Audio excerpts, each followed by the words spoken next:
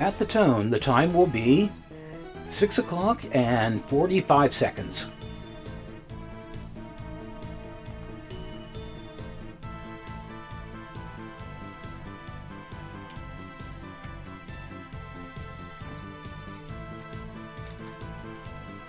And I see what you mean about the delay. It looked like there was about 15 seconds before I saw myself talk on the OBS window.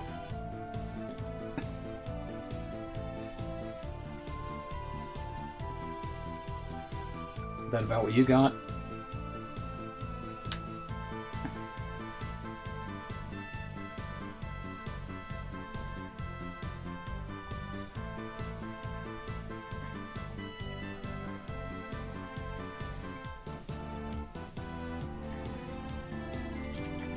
That's what it says on my computer.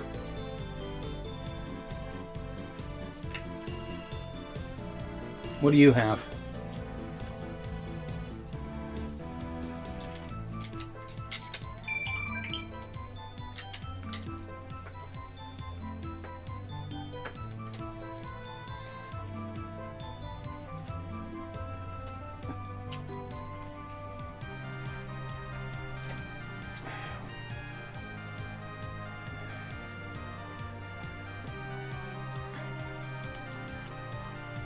$5.56. Oh, what the blazes.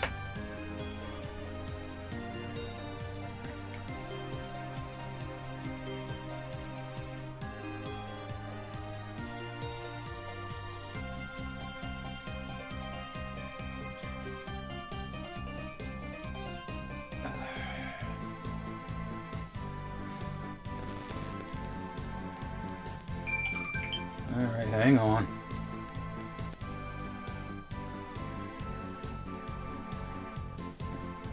All right.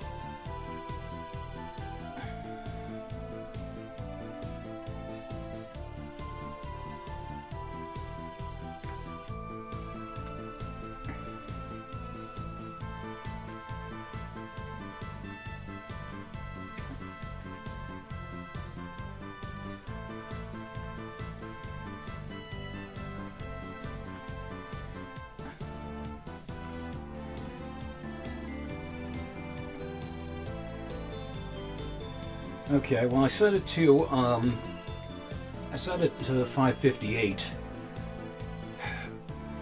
Somehow my computer clock got fast. I have no idea how.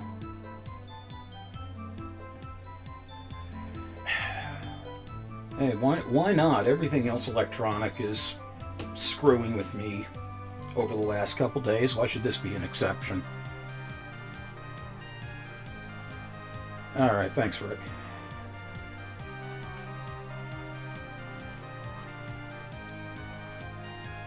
Okay, so as of right now, I am reading 5:59:24.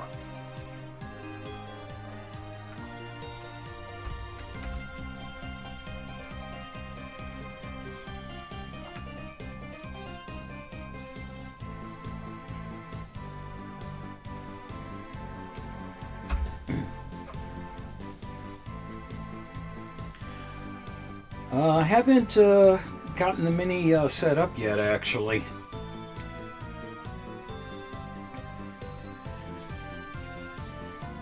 Yeah, I have a list of things I have to do before Christmas hits, and, well, some of them were trying to 3D print things for people, but that's probably going to get put off until later.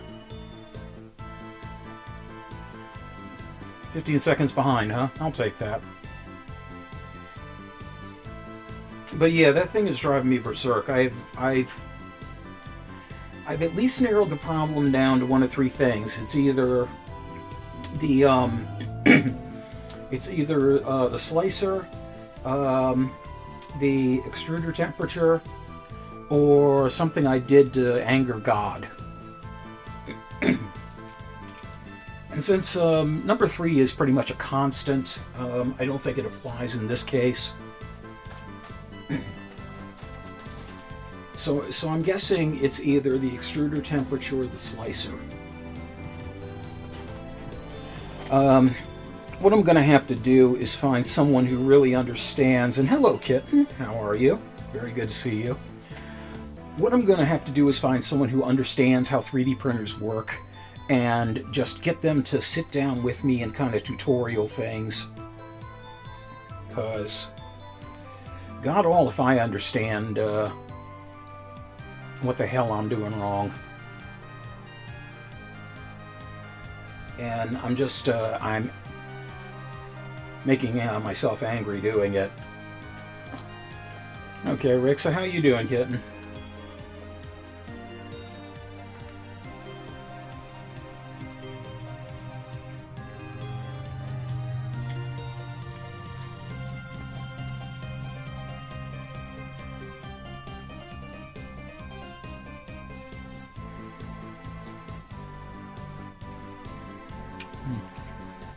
Just reviewing some of my notes. Well, if you're familiar with them, sure. I didn't know you had any experience with them.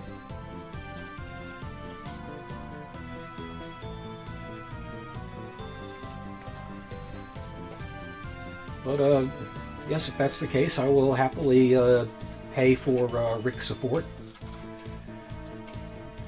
And that's good, I guess. There are certainly many other things that could possibly be the case. That made no sense whatsoever. I mean, there are certainly many other conditions you could be in, so all right is certainly all right. Excuse me a second, my back is itching like hell. Ow.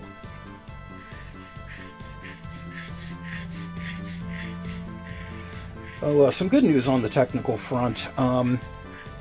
I did actually figure out that I am recording things correctly for getting rid of mic audio in the case that I need to cut outside noise, such as sniffling and coughing and bumping the mic and opening bottles of water, all that happy stuff.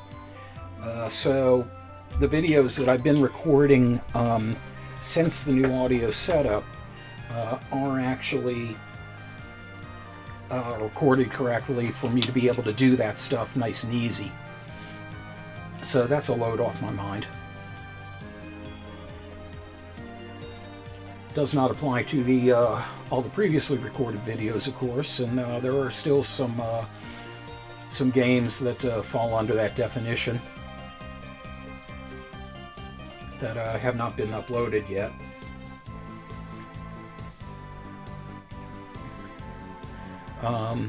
The big four in that case, aside from the two that are going on right now, Critical Depth and Love Bites, the two or the four big ones in that case are Portrait of Ruin,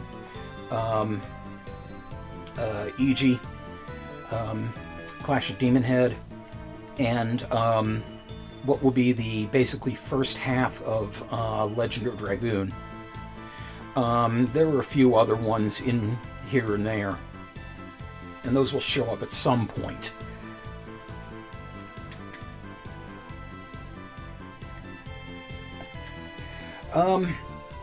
I don't know. As far as the printer goes, I think I expected too much of myself too soon, which is a problem with me and technology. I never think that I should have a learning curve, because I feel like I don't know. I think actually my parents give me a bit too much encouragement in that because I'm the in-house tech support, and you know, I love them to death, but they're Luddites, you know, and you know, I'm the one that fixes all the big technical glitches, so I think my head gets kind of pumped up as a result of that, and therefore I think I can tackle everything. And then and the other half of that is my bipolar. When I can't tackle something right, and I think I should, I get frustrated and I get down on myself. And you know, yeah. The other problem with the printer is it belongs to Mike Panza, and he's, you know, giving it to me as basically a long-term loan.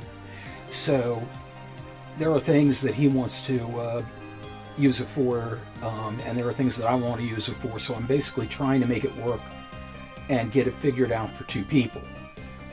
So I subconsciously feel like I'm letting Mike down by not being able to get this friggin' thing working, you know?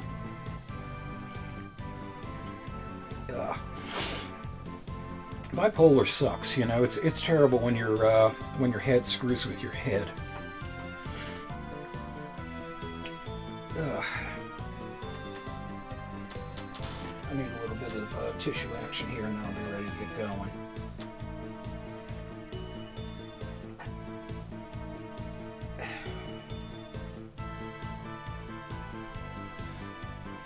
Isn't this great? Isn't this what you tuned in to see? Yeah. Wait a minute. Hey, premium content.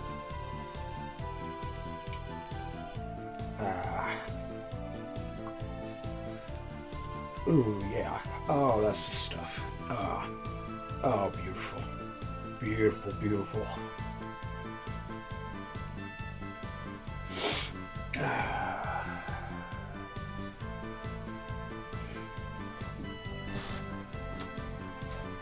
Oh, yeah. Oh, Huffs, where have you been all my life?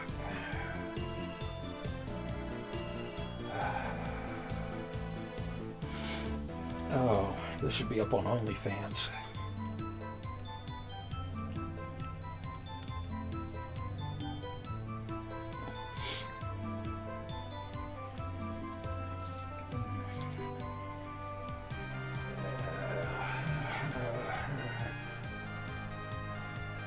Oh God, peeping Toms! Shame.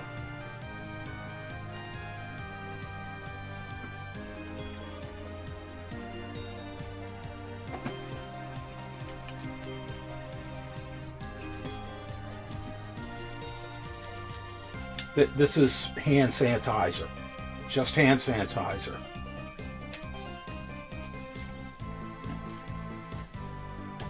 Yeah, this will be the whole show from now on, just me like talking about myself and doing goofy crap. As opposed to me talking about games and talking about myself and doing goofy crap.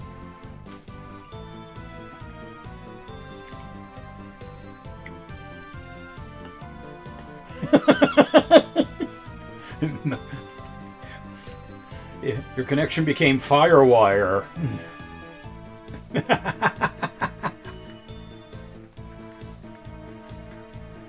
Wow. Amazing. Okay. So I'll give Rick another minute and then we'll start.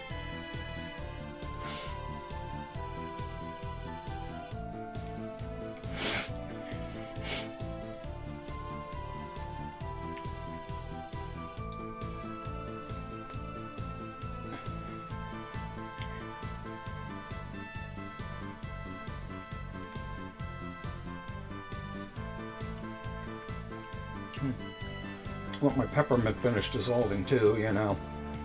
Always good for the throat. So,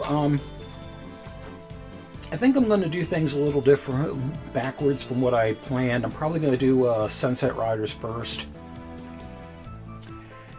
And I just realized I've had the wrong damn screen up this entire time. Yeah, that's what should be up. And I still haven't gotten the chat window. God, man, I am behind. I'm not monetized in the first place, kittens. What's it matter?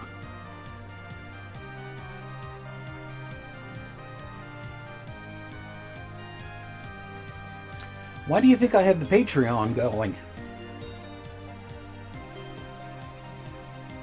That thing is spazzing out on me.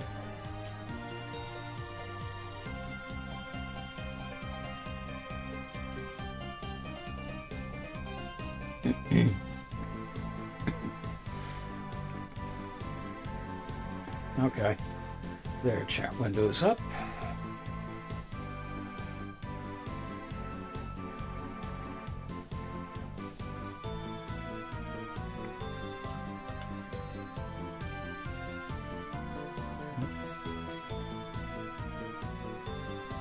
Shrink that a little bit.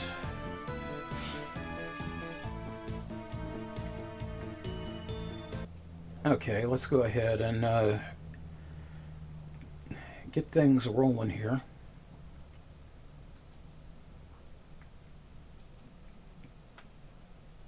I'm just going to get my configuration together. All right.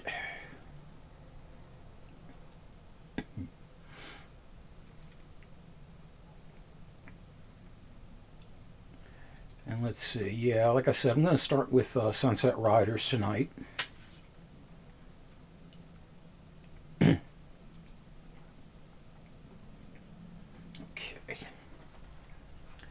me get my timer going.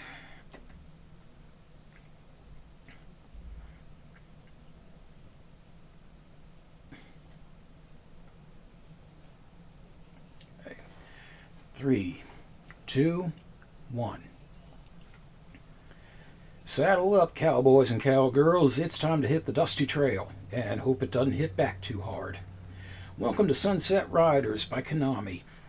Sunset Riders was released in the arcade in 1991, and while it wasn't the first 4-player beat-em-up that Konami had done, that would, I believe, be Teenage Mutant Ninja Turtles, it was released in a very busy year for Konami. In 1991, the sequel to TMNT, Turtles in Time, was also released, as well as... God... I totally... Fuck. Okay. Starting again.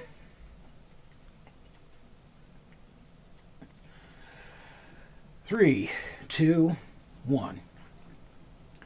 Saddle up, cowboys and cowgirls, and let's hit the dusty trail, and hope it doesn't hit back too hard. Welcome to Sunset Riders from Konami for the arcade in 1991. While not Konami's first beat-em-up slash shoot-em-up for 4 players in the arcade, 1991 was a very big year for Konami. The sequel to their original Teenage Mutant Ninja Turtles came out, namely Turtles in Time, as did The Simpsons, Roller Games, and my personal favorite, Vendetta. Now, this would not be probably their finest hour to many people, as the 6-player arcade beat-em-up X-Men would appear in 1992. Sunset Riders would actually have a pretty respectable arcade run, being considered a success in both Japan and the United States. And it would see home versions on the Super NES in 1993 and the Genesis in 1992. Both of them chopped up for different reasons. But it would later rise again to prominence and come in back over the horizon on the PlayStation 4 and the Nintendo Switch many, many years later. So there's not all that much more I can say about Sunset Riders, other than it's a pretty fun concept game. One of the first times Konami did a side-scroller with shoot 'em up instead of beat 'em up concepts. So without further ado, let's go, Rough Riders. Let's try to remember what the blazes my intro was going to be.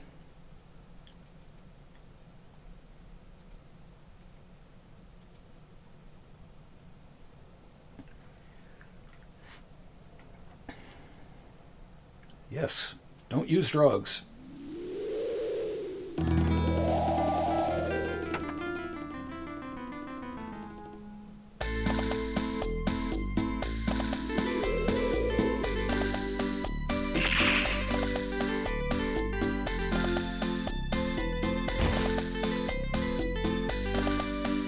Steve.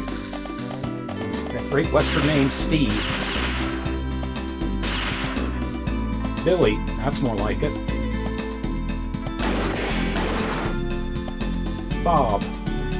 Good try. Cormano. With sombrero.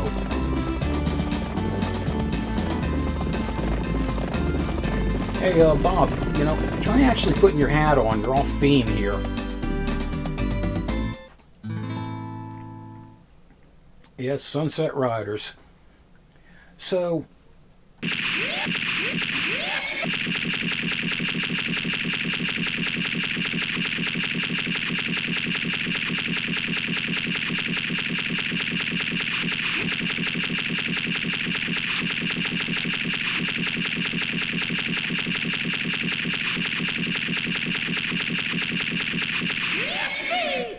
Wow, I didn't think I could go more than 99 credits. I'm kind of impressed here.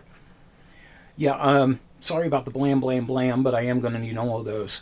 Now, before I go ahead, a couple of things about the intro there. Well, so I'm going to play these guys in reverse order of how I like them. And because something kind of screwy happened with the way the things are done. Put on turbo here. There we go. I'm going to be playing all the way through the first stage and then jumping back.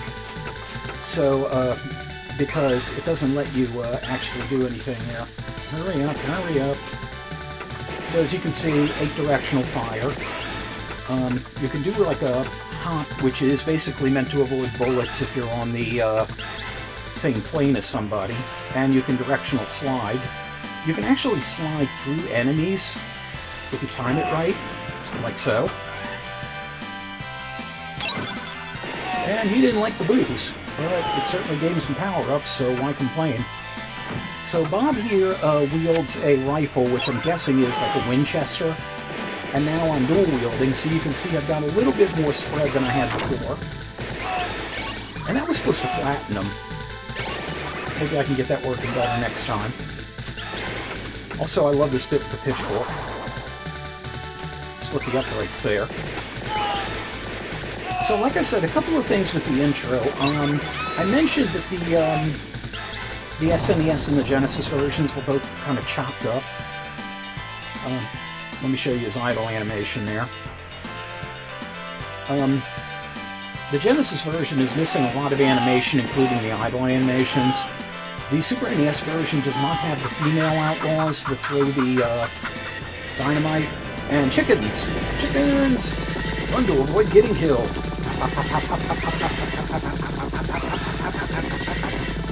And those steer are very much just nose to anus. Somebody's hurting them a little too much. That fire is always going to happen no matter whether you get the guy in time or not. And Burning Man. But yeah, there was a lot of stuff that was cut from the SNES version for censorship issues. The women are gone. Billy's cigarette in the opener is gone. The shooting of the outlaw and the outlaws falling back in slow motion is gone. That first fire sequence is gone for whatever reason. And the thing that says run to avoid getting killed is gone because apparently Nintendo had some issue with the word kill. And welcome back, Rick. Quite alright. It's time to pay. Is it? Is it, Simon? And we have Simon Greedwell, who is, all things considered, well, I was about to say he's pretty easy, but not if you do stupid stuff like that. The problem is with his, if Simon didn't have his help, he would be a lot easier. Damn it. Well, I have witnesses. I have to play like crap. But now, once his cohorts are gone... Please continue. Wow, that's embarrassing. Once his cohorts are gone, Simon Greedwell is incredibly easy to take out because if you stand right here at this window pane, there is nothing he can do to you. And you can just shoot him in the crotch and the sole of his foot all you want. Marry me with my money. Yeah, sure, we'll do that. Because this is the Egyptian Old West. And we totally follow that practice. Okay. Now, you'll pardon me a second, because like I said, I'm going to restart with the... and play one of the other characters, because the problem with continuing in Sunset Riders, it does not actually let you change your character when you continue.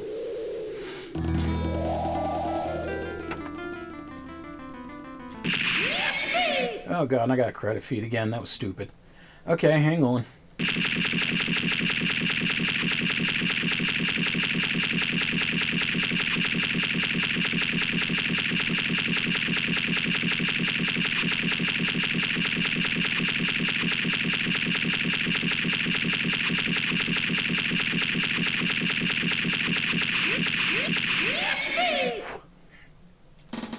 There, I hope that gag was worth your eardrums.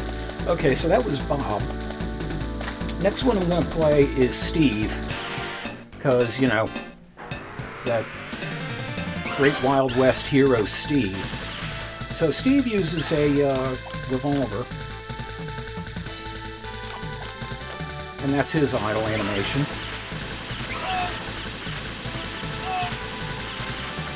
So everybody has the same moves, the slide and all. They react a little different to the women and the booze.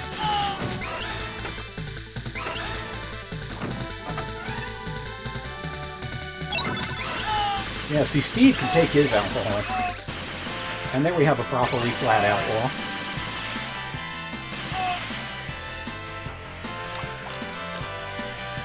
And double action. And a pitchfork.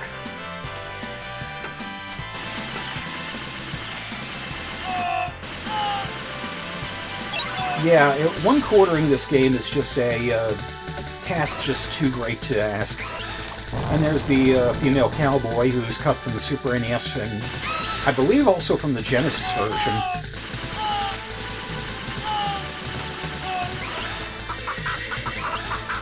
Chickens! Somebody call roadkill. Run to avoid getting killed. Hop, hop, hop, hop, hop, hop, hop, hop, hop.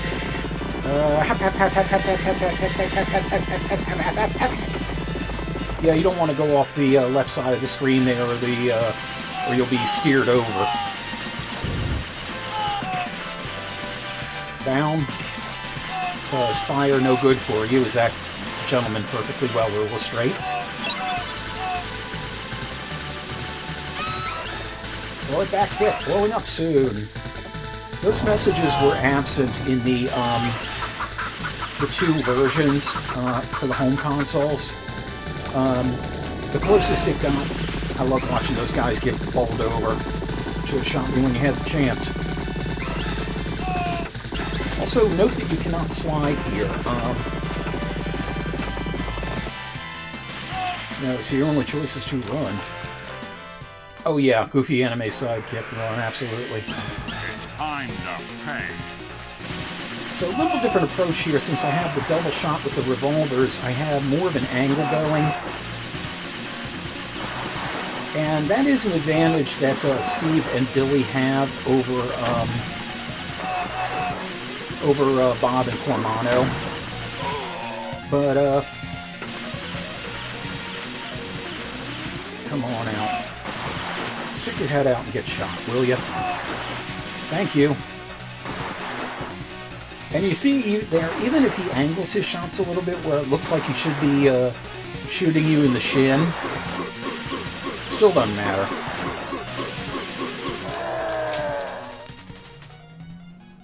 Marry me with my money. Didn't work the first time, ain't gonna do it the second time.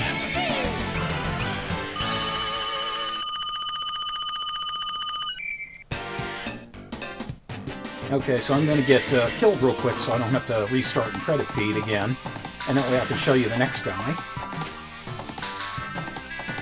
Damn, I can't get shot. Now I got shot.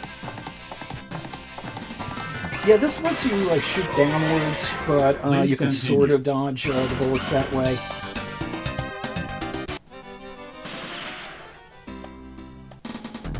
Okay, so now we will go with Billy and his absolutely fabulous two-step.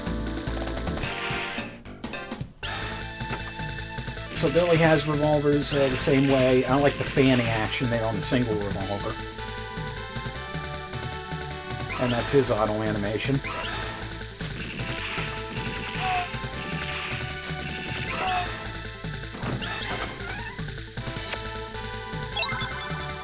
He's so humble about it with the ladies. The ladies, by the way, were either in the home versions completely absent or much more covered up.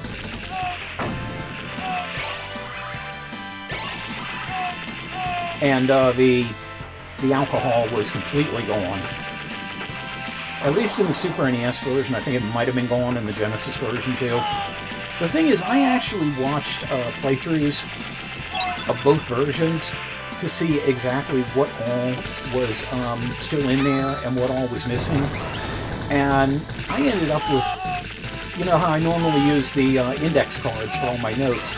I ended up with at least about 5 cards per game of stuff that was either missing or changed. On a little proof of concept, I can just hang out up here and not even bother. And show his auto animation. The hurry up is just, you know, you're not under a time limit. It's kind of the Konami way of saying, hey, we want more people's quarters, so get on with it.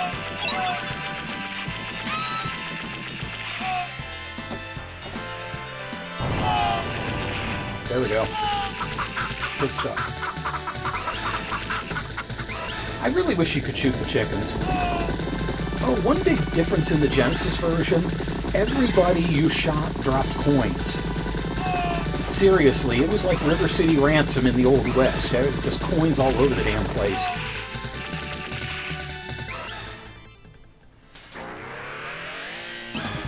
Time to pay. Yeah, you really believe that, don't you? Why don't you ask your first 2 incarnations how that went? Granted, your first incarnation did kind of kick my ass, so maybe I shouldn't be so braggadocious.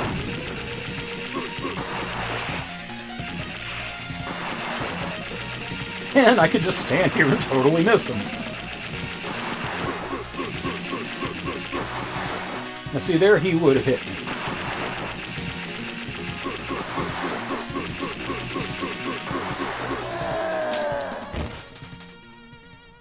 Marry me with my money.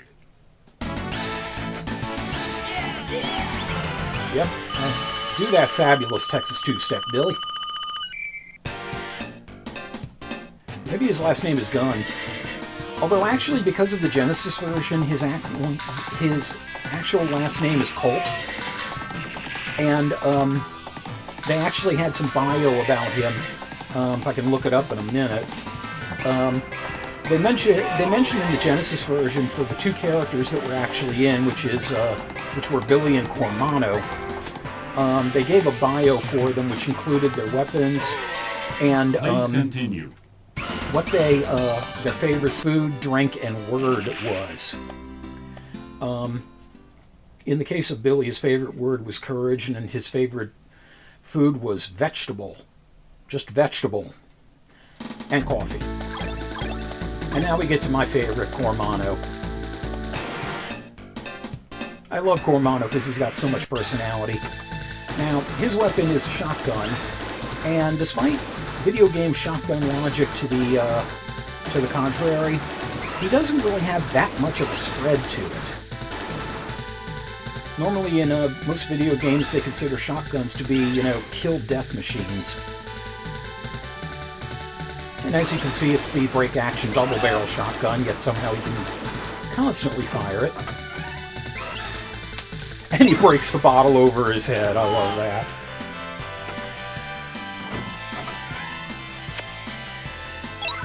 And you couldn't quite see it clearly there, but Cormano actually drools a little bit after the lady kisses him.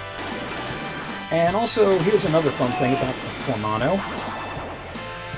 Yeah, he's the only one that seems to get hit in the balls by that pitchfork. And now we got dual rigs, which you see, again, not a lot of spread to him.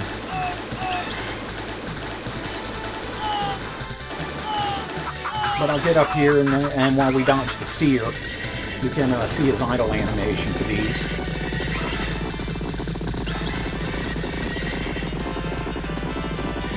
Kind of cleans one on the other, I think, or something like that. Well, I'm king of the rodeo. I ain't no queer, go fuck a steer. Old Allison Chains song. Ah, I should have let him get fried. Oh well. Oh well, live and live.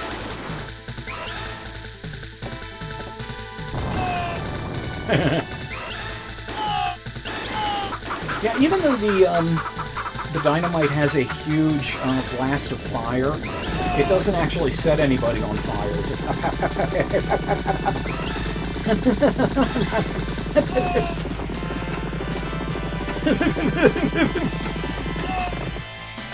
Yeah, Cormano, from what I understand, is the only non-American in this. Time to pay.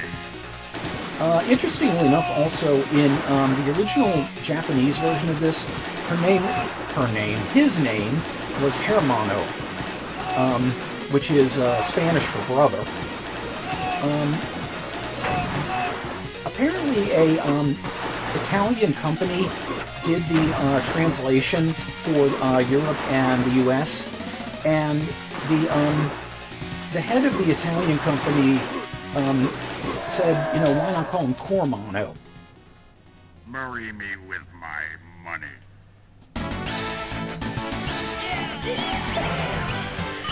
Because apparently there's a small town named Cormano very close to where the translation studio was. Hawkeye Hank Hatfield. As far as I know, there are no McCoys in this game.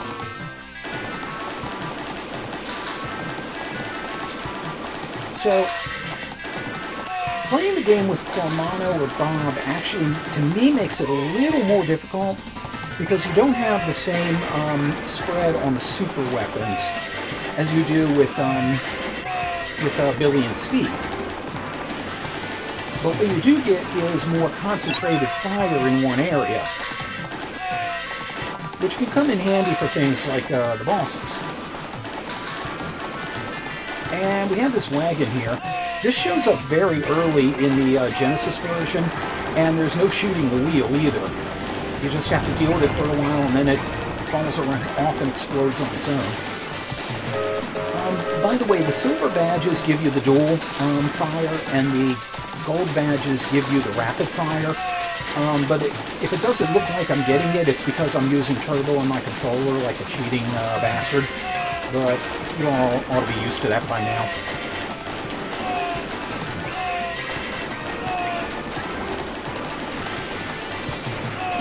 This could be a little tricky to get some of the riders at these angles, the lower riders, I mean. That one is especially annoying because the purple rider will rush up at you and be just right in your face and shooting before you can do much about it. I got lucky to hit him as quickly as I did.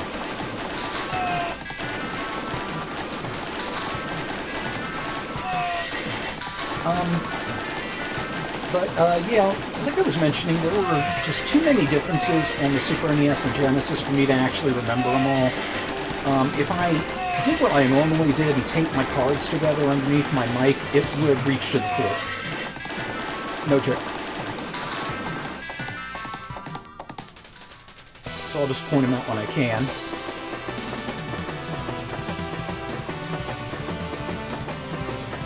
Draw, Pilgrim. And, Hawkeye Hatfield here, as I get shot, will give you, as you would expect, a little better run for your money than Simon Greenwell did. Not only does he have, the help, but he also makes use of these storage containers to hide behind.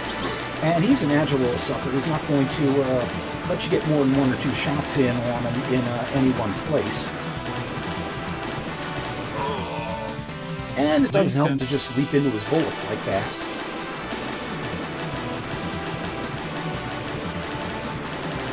I have to be playing terribly while people are watching me play. That's the lycanthropy promise.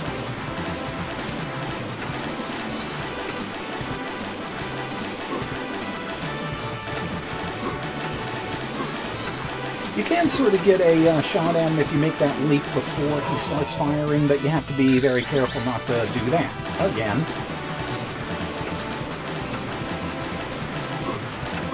It seems that if you're already firing on his position when he gets there, Hank will immediately change positions, and then he comes down here towards the end of the fight. Yeah, towards the end of the fight, he'll come down there, and all you really need at that point is one good shot. And now we have the bonus stage, which I'm going to completely screw up, because 8-directional attack here. It's easy in the beginning because the first 8 will always show up in clockwise fashion.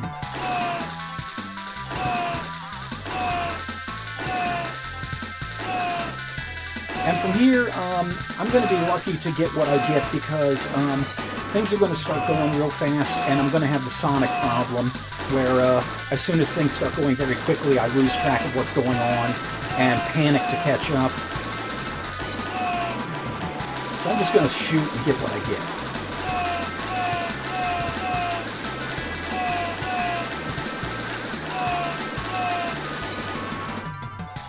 Yeah. Okay, 28 is usually what I average on that. I'll take that and be happy. Dark Horse. Yeah, he's a cowboy. On a steel horse he rides. And he's wanted, dead or in reasonable condition.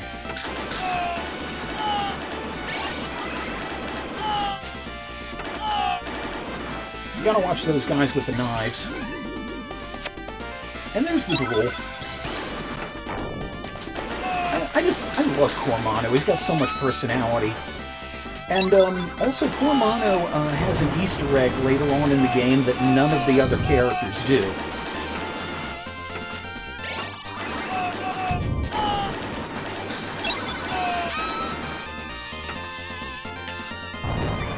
Run into the saloon to escape the dynamite, I love it. And dash it over his head. And gotta do the thing in the balls, because why not? Please continue. Well, that's why not.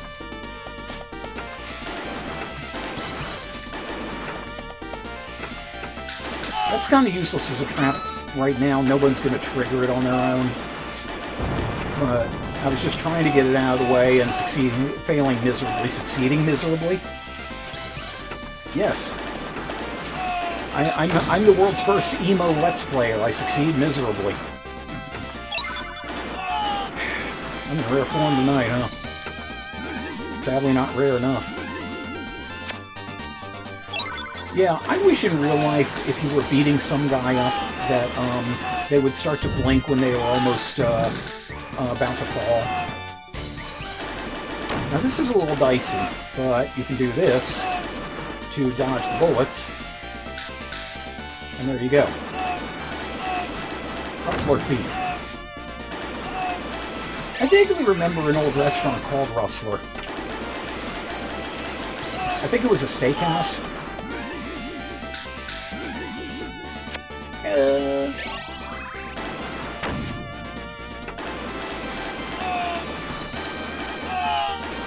Yeah, I guess Rustler and Thief is why it went out of business, because you never want to hire somebody who's going to tap the till.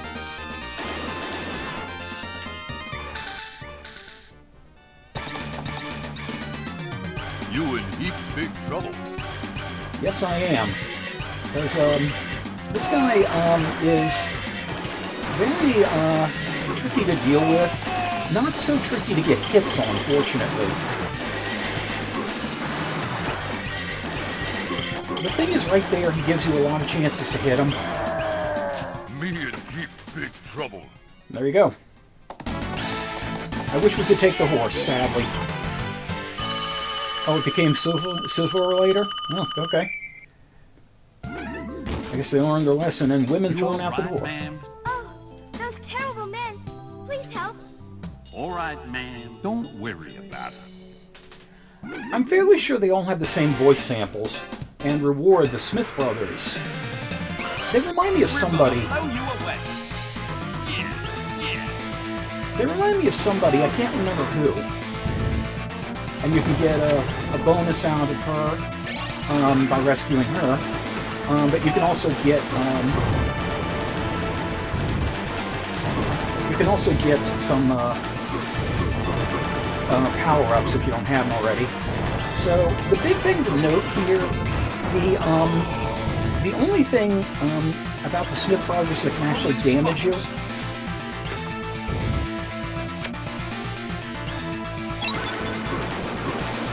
The only thing about the Smith brothers that can actually damage you are the explosions, not what they throw. And as you can see, when you get one of them down, you are completely safe up here. You're actually safe. Go out with a bang is what he said. You're actually fairly safe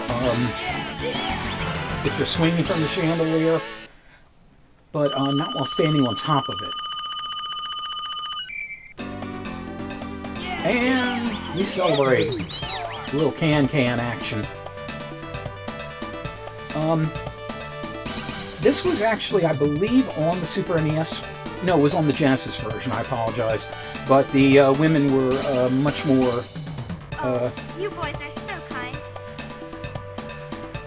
I will tell you a secret. A huge reward is being offered for Richard Rose, but be careful, he always has 3 sidekicks with him. Yeah, they were much better dressed, I'll say that. 3 sidekicks, and this is the first one, El Greco. Nice sombrero there, and we are on a train. Since I forgot to say it before, one of the big differences in the Genesis version, it only had 4 stages and therefore 4 enemies, but it kind of split the stages into 2 sections. The first was a section where the idea was to rescue a kidnapped woman, and the second was the stage, or the section... Ah, damn it. I could normally make a smooth jump there, but because I screwed it up, I had to jump from the rails. But the second stage was the one with the boss. And the bosses it actually had were Simon Greenwell, let's see who else was in it, Richard Rose, Paco Loco, which you'll see in a little bit, and the Indian Chief, which you'll see next. Though under a different name. I got knifed. Continue. Overall, the Genesis version was much less clotheslined. The Genesis version was much less censored than the Super NES version, but it was very much lacking in the arcade full content in terms of things like the bosses and the stages. Super NES had everything. I don't know for sure if he calls the other riders a gringo or not. It may be only with Cormano. Now, as you can see, he, this guy, El Greco, I think is the name. So he's got that bulletproof shield. And he also has a whip, which has a horribly long range. And you would think a guy bringing a whip to a gunfight would be totally screwed, but as you can see, he makes it work. Hey, Scorn, how you going? And I misread for that for a second. I thought you said bury my shaft at wounded knee. I got news for you. That isn't your knee that's wounded if it's the case.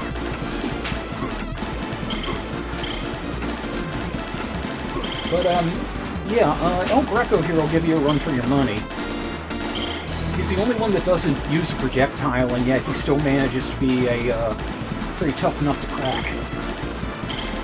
Largely because he doesn't give you a lot of chances to hit him. The best time is when he's leaping. Please continue. And it's very easy to do that. This isn't a boss that you can really get up and pummel him either. Well, I'm glad I could provide.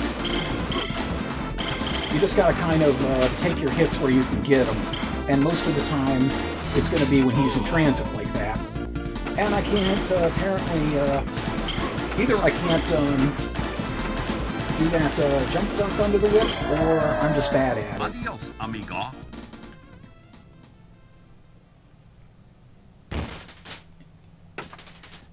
And we now have his sombrero for the rest of the game. That is Cormano's Easter egg.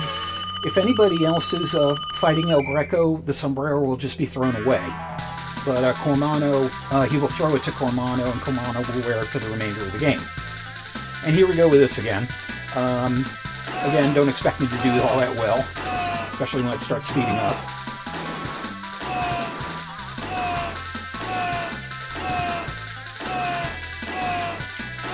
Okay, this is working a little better for me. What I need to do is just select the stick center after each one. And now I'm just going to go into spaz mode because I can't keep up with this.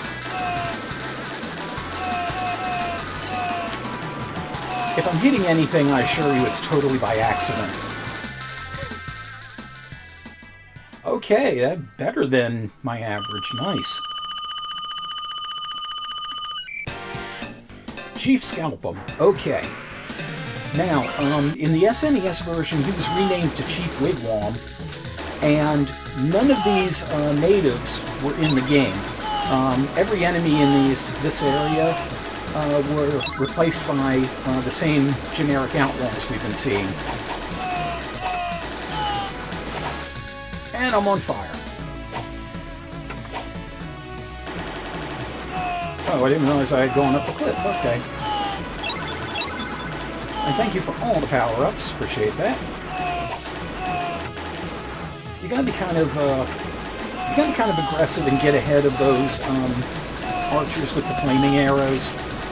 And as you can see, some of those arrows have a long range. They're damn near the Patriot arrow from Robin Hood Men in Tights. This was a scene that was in the Genesis version, but was absent from the Super NES version. And you can get some more power-ups here, but you gotta be kind of careful about how you do it. And you can use both of those platforms for what you're doing here. Just shoot back towards the mountain every once in a while to keep the Braves from leaping in. Very quickly to the boss. Me ready for powwow. Okay, so Chief Scalp'em, there is nothing you can do about those knives. They're going to deflect your shots.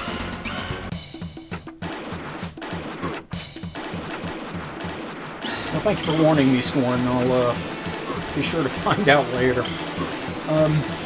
But yeah, those blades are going to deflect your shots, and he can also deflect them with his weapons. I have no idea what they actually are.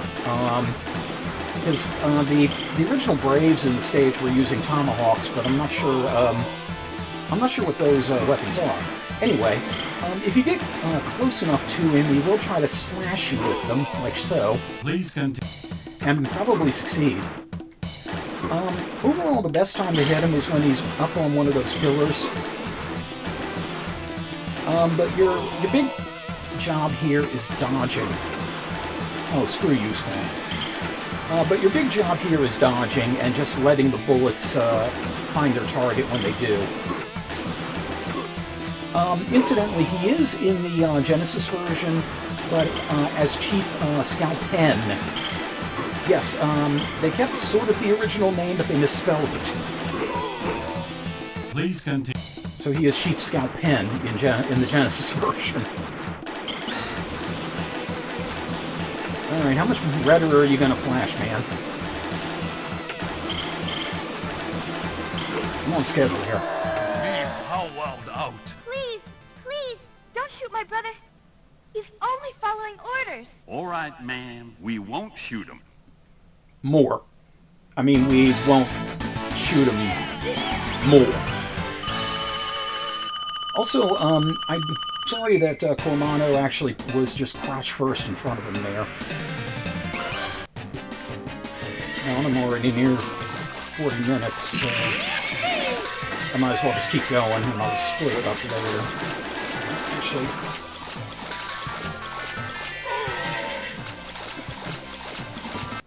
yeah, we'll do a pause there, and I am going to actually break this into 2 episodes. So, thank you very much for riding side saddle with me, and take care until we game again. It's very easy to fall into a Western accent while doing this. Okay. 3, 2, 1. How the West was what? Welcome back to Sunset Riders, and we are taking off on another horse segment going after Paco Loco. So, without further ado, thank you for joining me for this gunfight at the Not Okay Corral.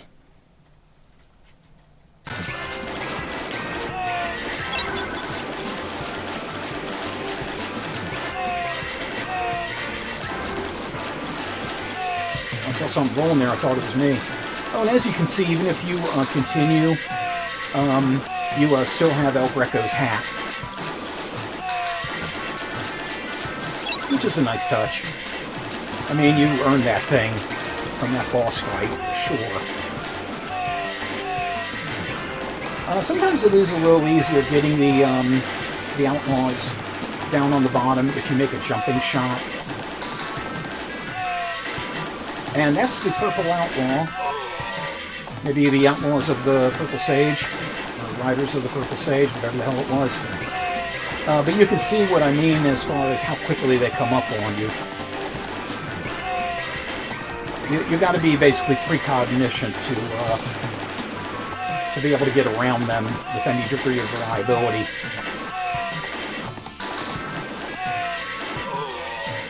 Please continue.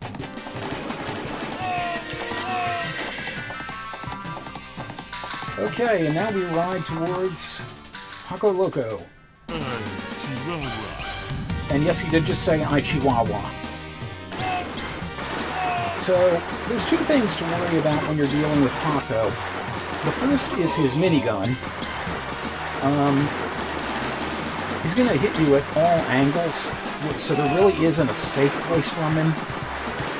Though you can kind of fudge his aim a little bit. And the second is the guy that will apparently occasionally pop out of the trees with the dynamite. But unfortunately, I wasn't able to do it, but you can kind of use it to your advantage if you can get hold of the dynamite and chuck it at Paco. Fortunately, as big as he is, Paco doesn't take a whole lot of punishment. And this is actually the best method I've found to kind of hang near the middle. Maneuver around as you need to. Better than that.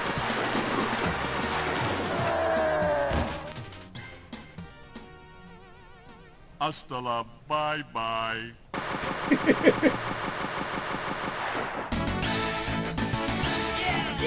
Oh, and in one of the home versions, I forget which one, the character actually ducks when he starts firing the minigun at the end there.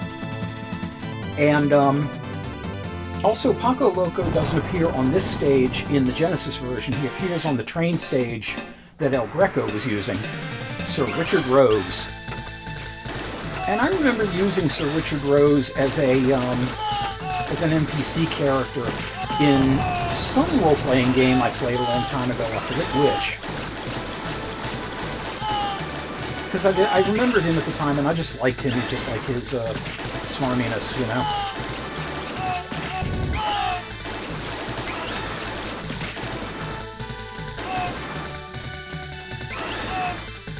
Gimme.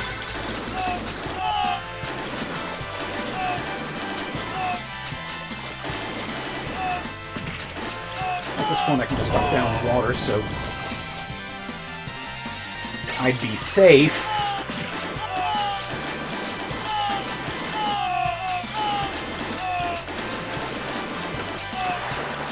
Oh, and this was one thing that was omitted from both the home versions, the minigun there.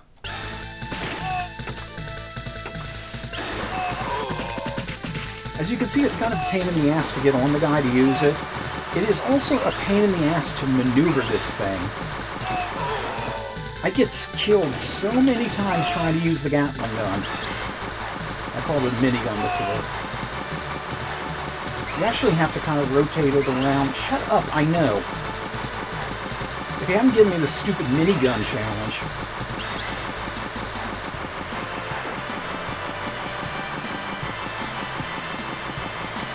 Yeah, you see, I finally got the damn thing aimed right. Oh, I used him in Shadowrun? Okay. I don't even remember how. Oh, shit. Please continue. Yeah, don't spend too much time staring at the guys in the windows, or the guys on the ground with the knives will get you. And the gals with the dynamite.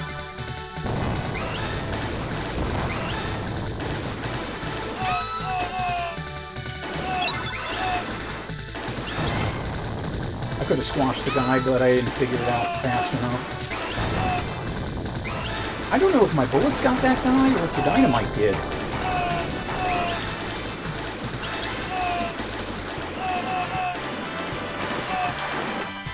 And this shit again.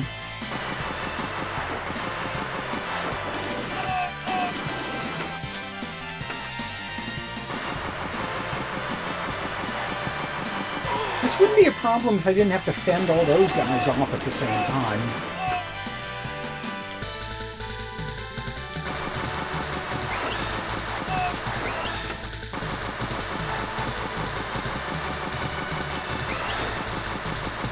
Oh, shut up.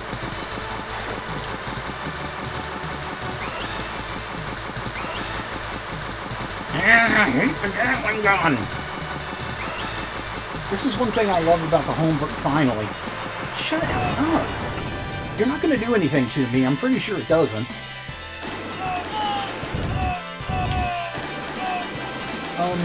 Yeah, that's one of the things I do like about the home versions. I hated that Gatling gun sequence, as you can probably tell.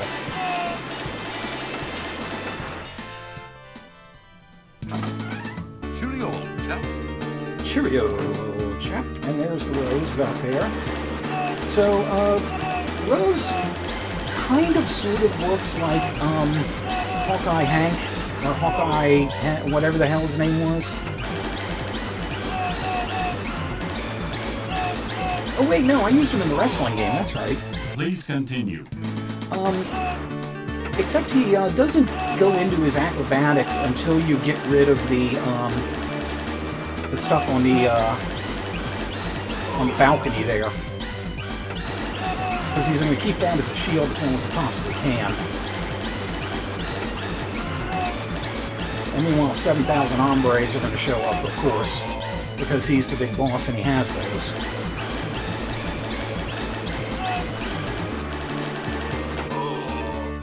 Please continue.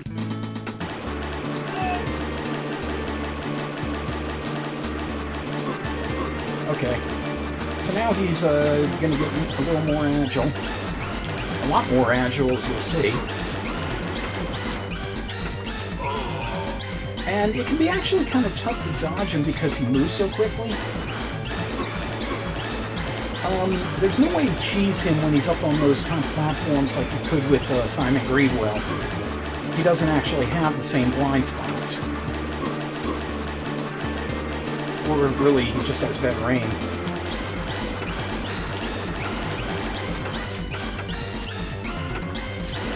I would use the slide here if I had any degree of reliability with it. And as you can see, he can slide kick you.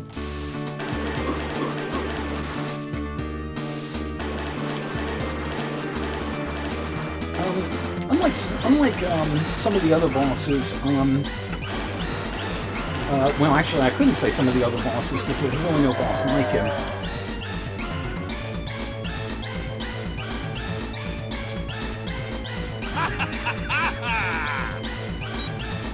Hey, clever. He's Goldberg against Bret Hart. Or Bret Hart against Goldberg, rather.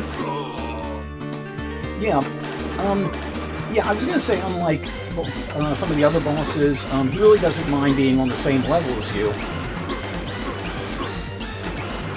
Every once in a while you can get him a little bit hung up, but...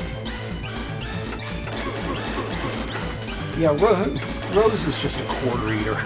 He really is. But he's one of those ones where he's a quarter eater, but it feels fair.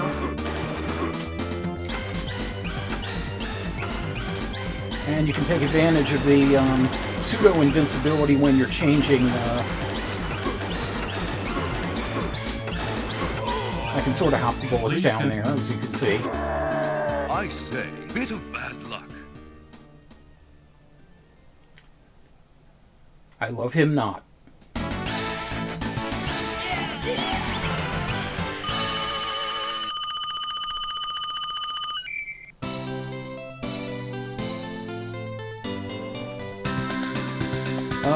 Actually, no, Rick, that was incorrect.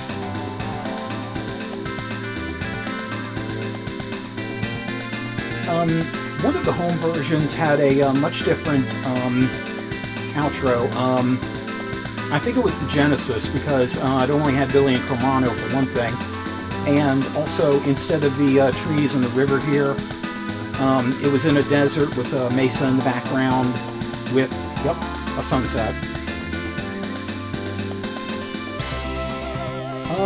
And by the way, Billy would make a cameo a couple of years later in Konami's Mystic Warriors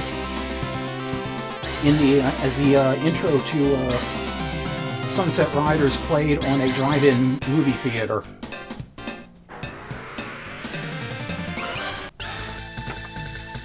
And of course, you know, we start over again because we still have credits and don't want to waste them, but I'm perfectly fine with what we've done here. So the 7,000 other things I figure that I've found out about the home versions, I'll probably just mix in. And I get the feeling this will probably be just one episode because this was fairly short. I really should have done a pause earlier, but, you know, whatever, I was into it. So, as we ride off into the sunset, I want to say, everybody, you know, take care, and always remember the Alamo. Until we game again.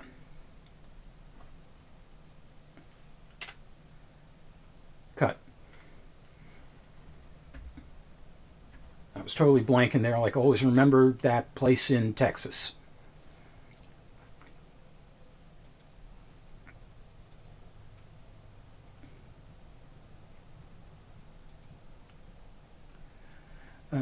Oh, and yeah, he I think he was just a wrestler by himself, or was he was in a tag team with some other aristocrat.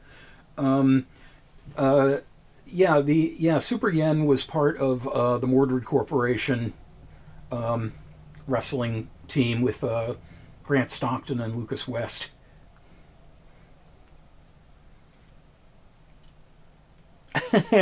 No, but I forgot to make a Moo Mesa joke. Damn it! You just reminded me. I forgot to make a Moo Mesa joke.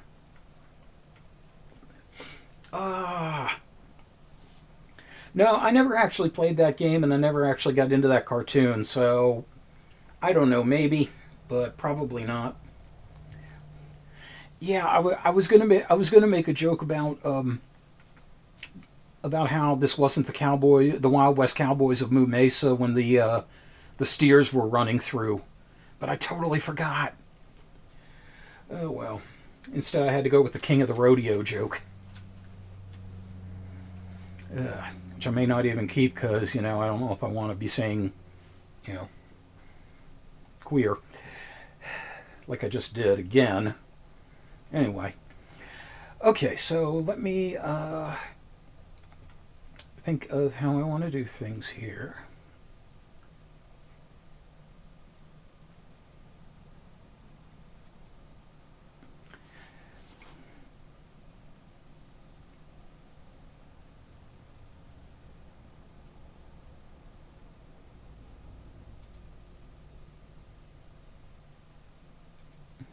"20 years ago today."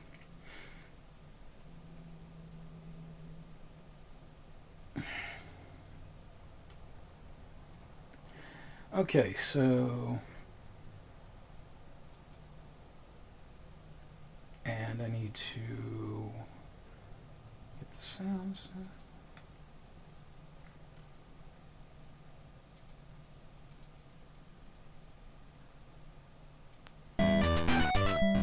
Okay.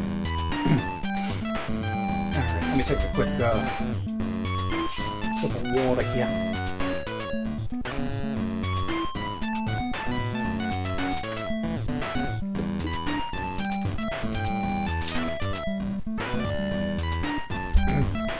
Okay. Alright. Ready? Start the countdown. Or not the countdown, the clock. 3, 2, 1. This house is on the NES, but this ain't Luigi's Mansion. Welcome back to Maniac Mansion for the NES. Now, before we go into the next group of kids, we're going to do something a little fun here. And that is, we are going to do the NES's version of swatting. Yes, we're going to mess with the Meteor Police.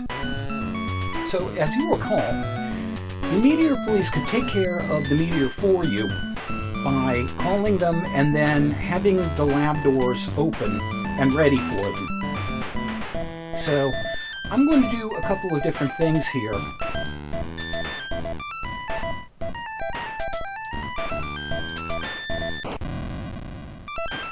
And door closes behind me.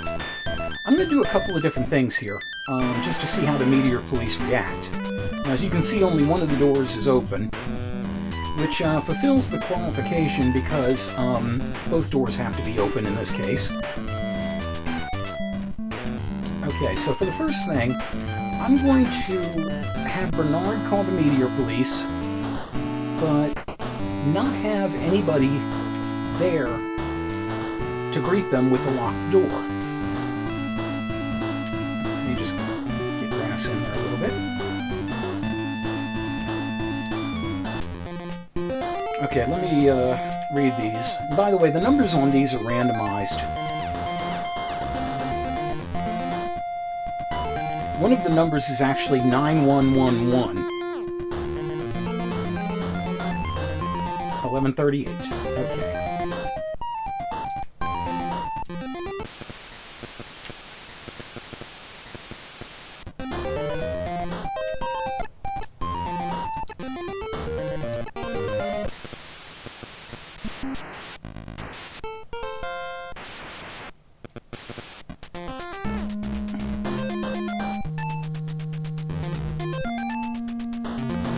This is the Meteor Police.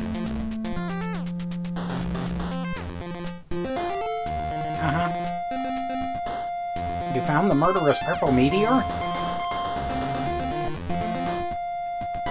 I'll be there in 5 minutes. Oh, make sure the lab is unlocked. I'm guessing we told him about the lab. As for you, keep it under light speed. So I'm guessing that's somebody he pulled over. Or something he pulled over. Okay, now so we don't have to listen to static. So now we're going to switch over to Michael, and we are going to fast forward to see exactly what happens when the Meteor Police find the locked door.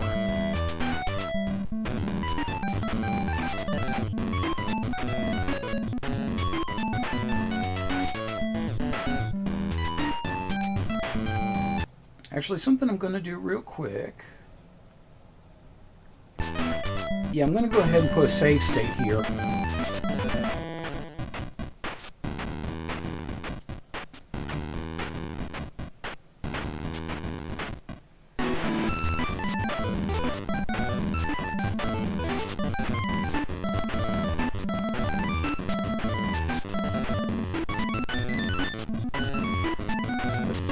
hands occupied, so I got this way. It's like terrible anime kawaii, you know.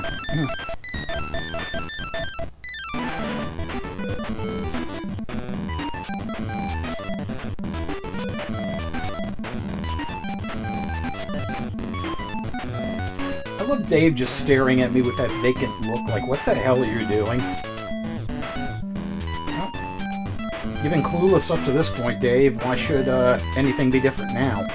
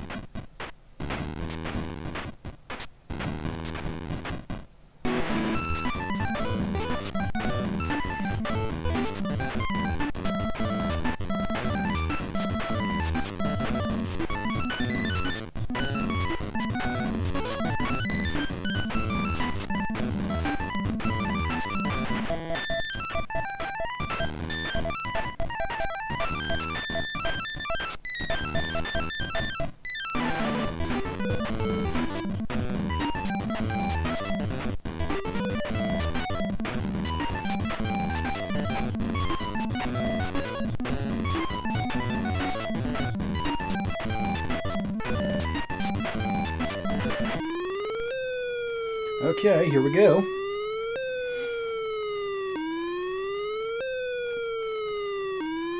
The intergalactic fuzz is here. No, wait, you could teleport down through the locked door there and or into the dungeon and just bypass the locked door, but this is an obstacle? How am I supposed to get in there? I don't know, teleport? Oh well, maybe next time.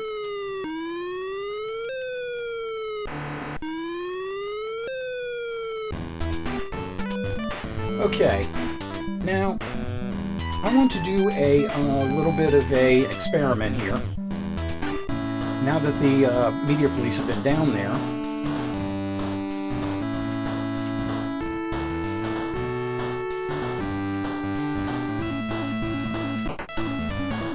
okay.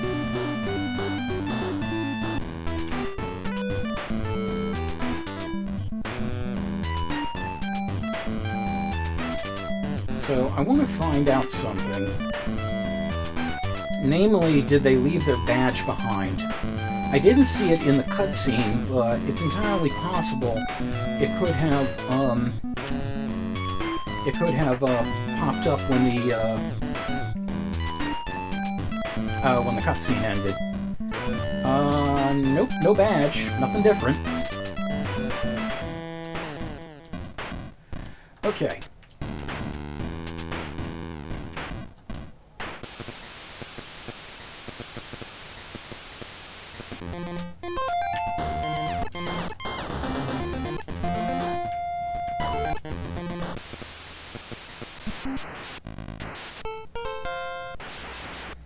Indiana Jones theme, if I didn't mention that before. Okay, I'll come back, but this time unlock the lab.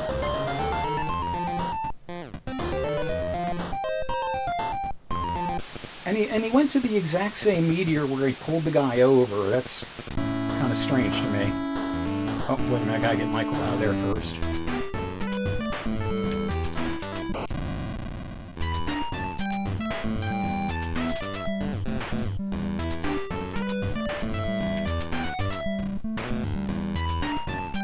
Okay, so let's go ahead and get them out of the way.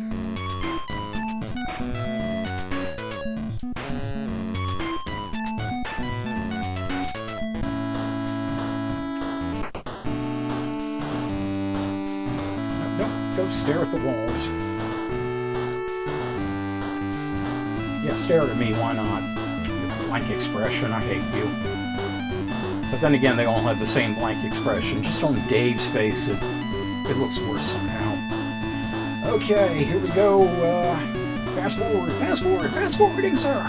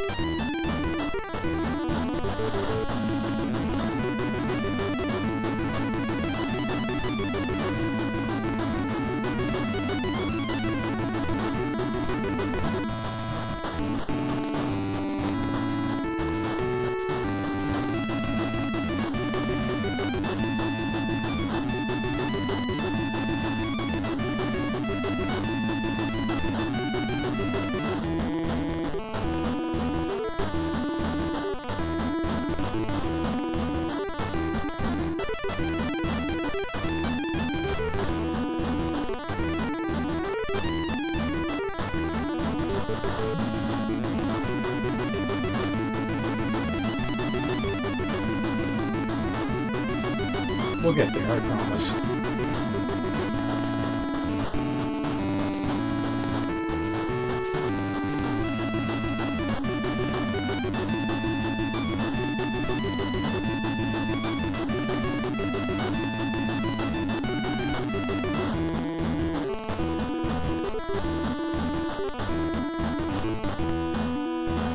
Man, typical cops, you know, you call them and it takes them forever to get there.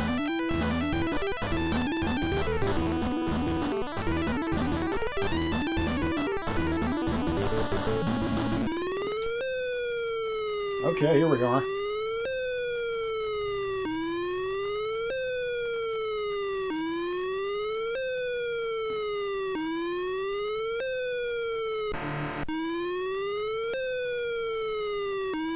Alright, let's go get him again for the first time. How am I supposed to get in there? Oh well, maybe next time.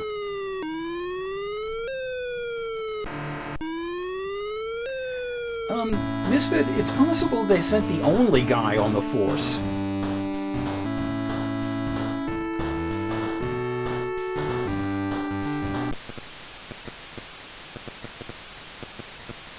Alright.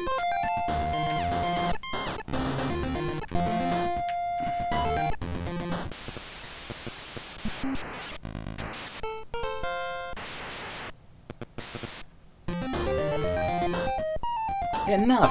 I'll come back one more time!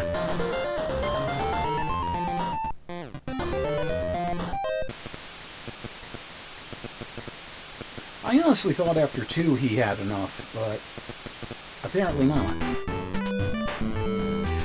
Okay, well, you know what this means.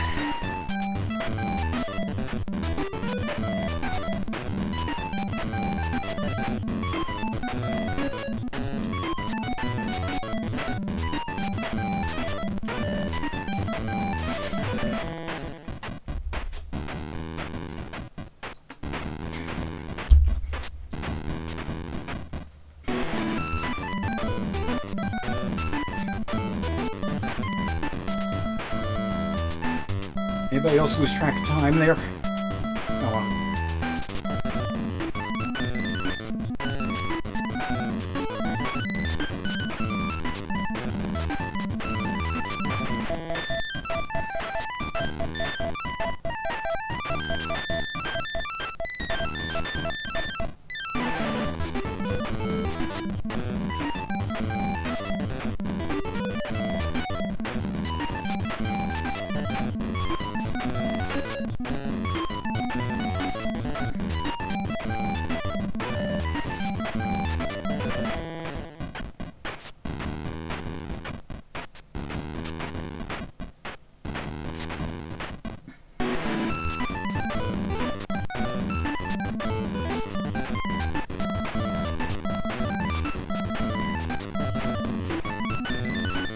This is going to be a fun episode to edit, I can tell. And there are going to be parts of these that I have to keep in because here I am gabbing.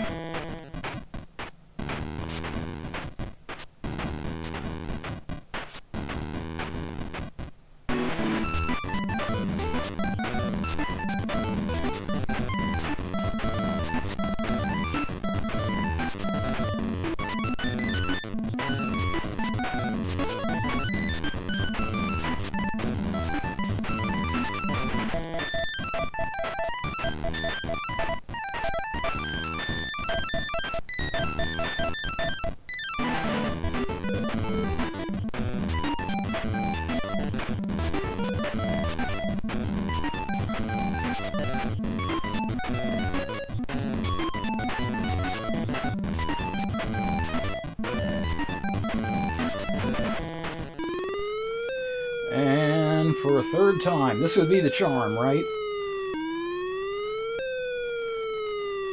Will they arrest him, or is 911 a joke in this town?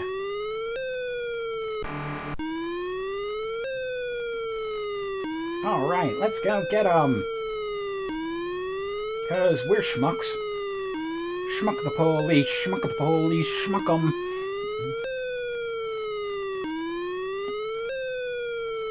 Well, Eternal Optimist. Don't you have, like, disintegrator beams or something? Anything? Anything at all? Okay. Hey, this time for sure, intergalactic buddies.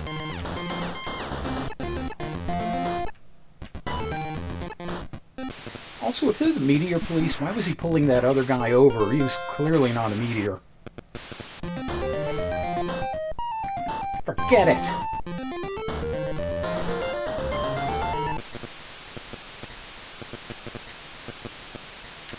Oh, come on, please.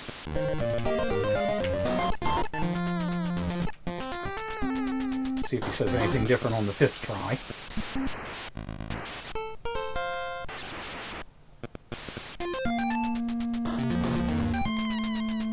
Okay, apparently he forgot it that he said forget it. Okay. Now, I just want to point out something. Even with screwing things up with the Meteor Police, with this particular configuration of kids, we can still win the game. Because we can have somebody go in and get the meteor and stick it in the trunk of the Weird Edsel and send that flying.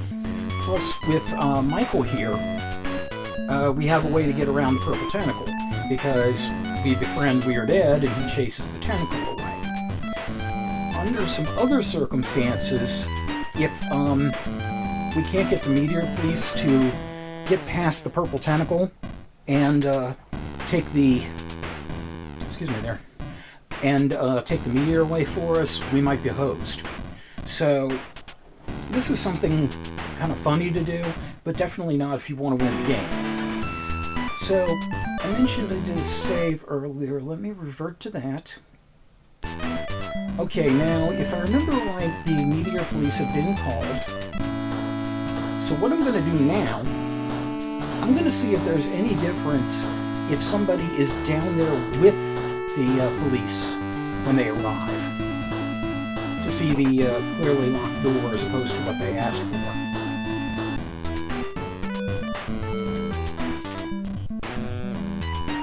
And also, once I get Michael in position, I'm going to try something and see if there's any reaction if I call the Meteor Police while they're already on the way.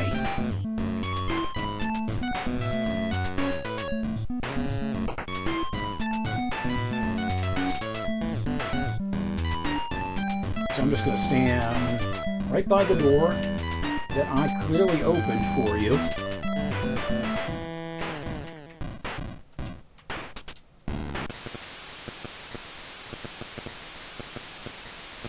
The police are on their way. Okay.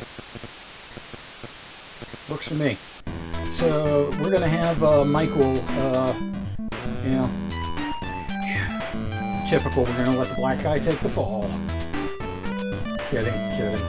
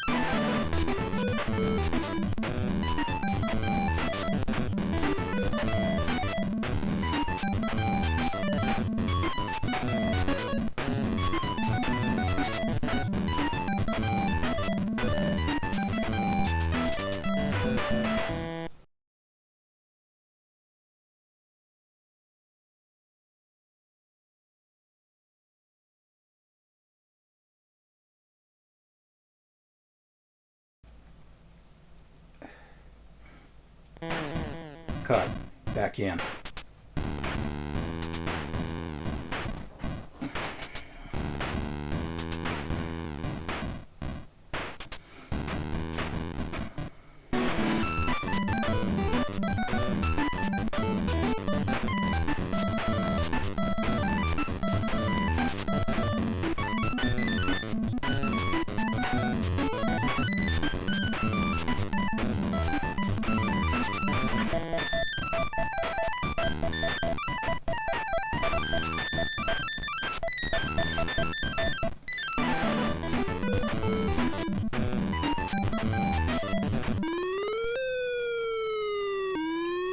Okay, and let's see if having a kid there results in the Meteor Police reading us the riot act about the door.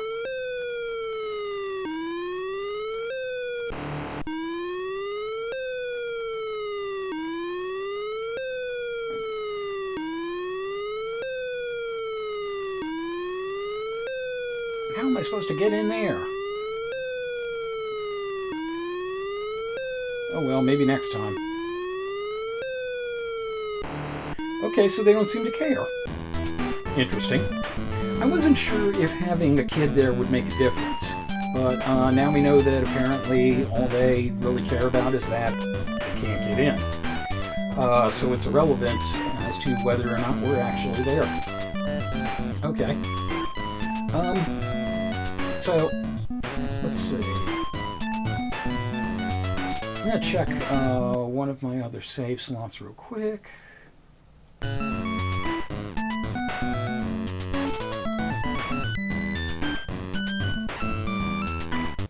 Okay, I set something up here. I'm trying to figure out what.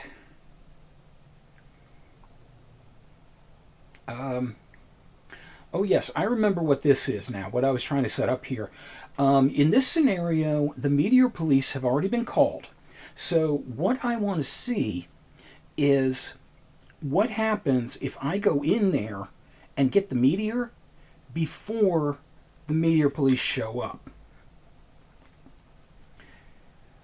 So, if I remember correctly, yeah, the call has already been made. At least I hope I did that. If not, there's going to be it's a bunch of quick playing here.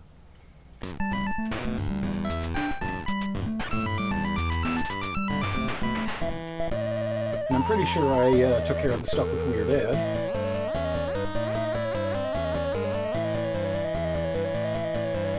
Yeah, this is the trick. I did all this 2 days ago, and 2 days might as well be an eternity for me as far as my memory goes.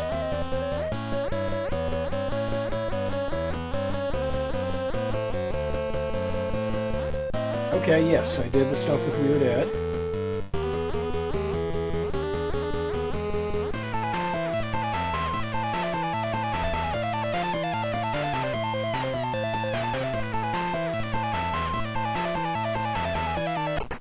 Okay, so the timing on this is going to be fairly tight.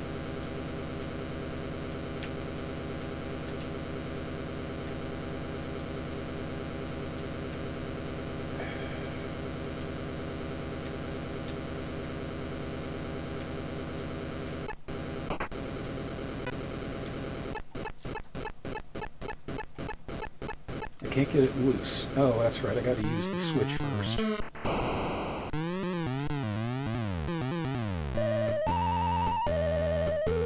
Switch off the meteor, apparently.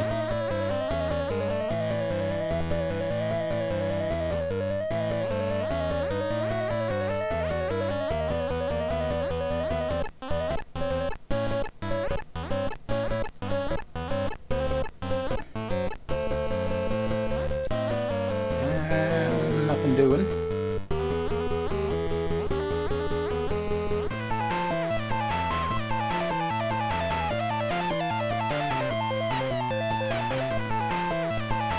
Hey, Arnold!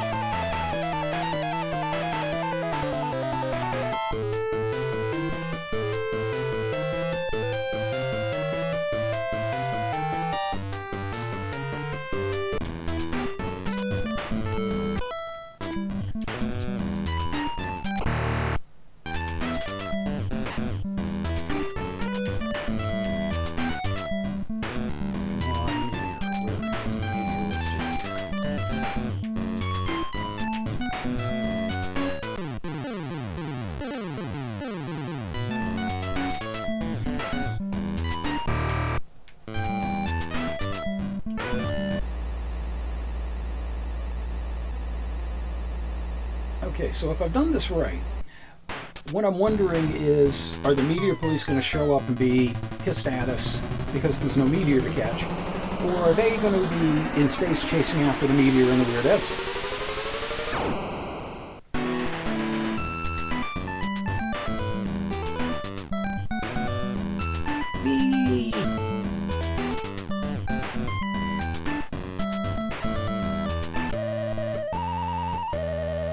Oh yeah, this is the one where Dave is dead.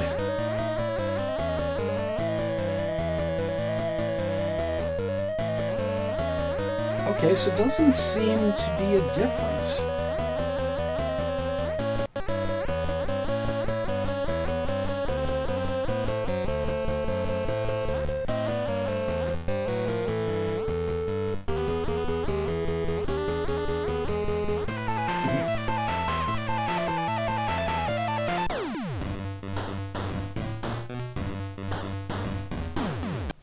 Okay.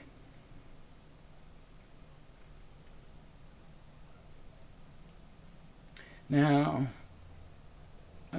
I don't know if I'm going to be able to beat the media police to...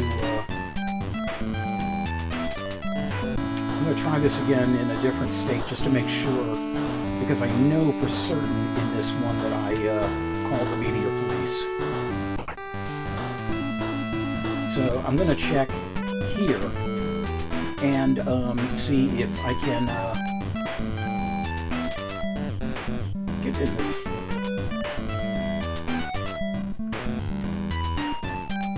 If I can beat the meteor police to it.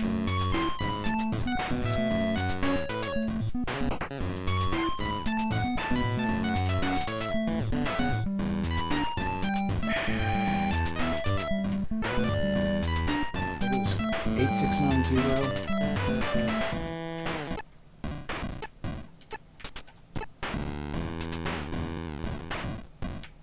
Crud. Okay, hold on. Okay, I got a notes here that have all of the possible combinations. So I'm going to just have to kind of brute force it. This also depends on me being able to find the damn notes. Do not tell me what happened to the notes. My notes seem to be gone. Hell. Okay, well, guess what? That's going to be bonus at some point down the line, I'm sure. Because there's so much in this, there's bonus footage. And this is going to be really interesting to try to chop up later. Because there's so much silence and there's so much screwing up. So, not on there, not on there. Not there. No. Not there. Shite. All of...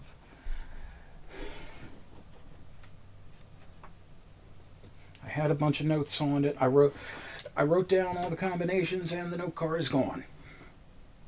Well, shite. Shite. Yeah. Okay. All right then. Well, I guess we'll just. Okay, so I'm going to record an ending for this here. Okay, so a couple of things went awry. I was hoping to test something that unfortunately I messed up because I forgot the code, and I also lost the list of master codes that I had. So I can't get in here, and I'm pretty sure I can't beat the Meteor Police to the Meteor. So I'm just going to have to try that later on. But in the meantime, thank you for joining me, and always remember, write down the codes to your security doors. Don't have to call the company. Take care.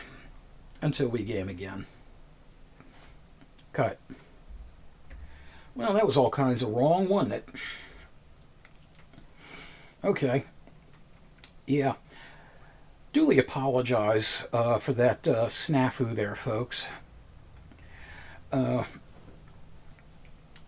there were about, I think, 5 codes to both the inner lab door, the Edna's safe, and Edna's phone number, and the Meteor Police that are randomized with every game. And I remembered it was something like 8690, 8640, but yeah, clearly if I was fumbling through it, I wasn't going to be able to get to the stuff in time.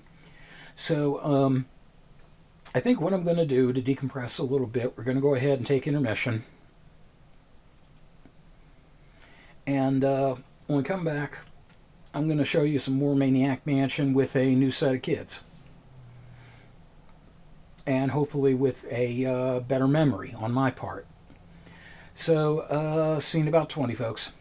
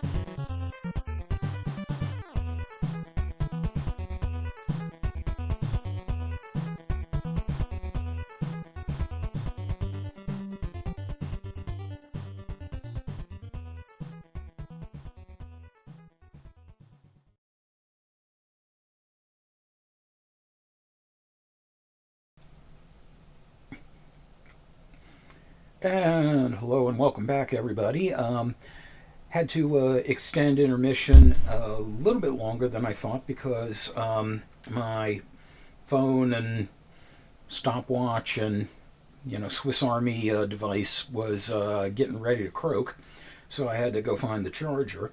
Hope you don't mind the extra tossed in medley. Tossed in because it happened to be the next one at the top of the list.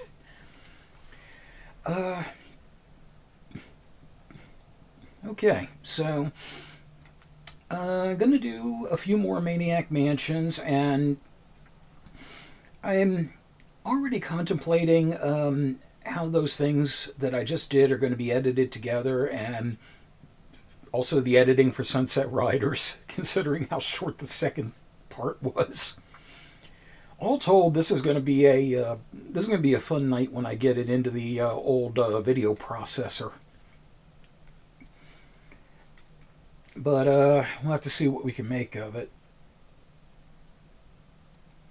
But, you know, that's no concern of yours. In the meantime, just, you know, sit back and chill and enjoy. Let's see, I can shut MAME off now. Okay. So let's see.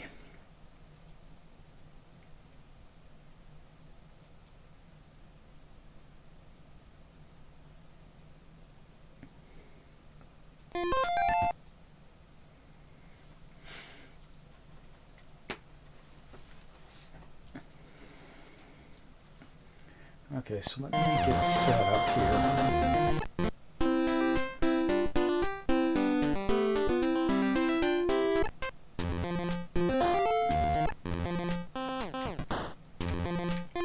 Okay. Alright, so I am set up to go into the next round.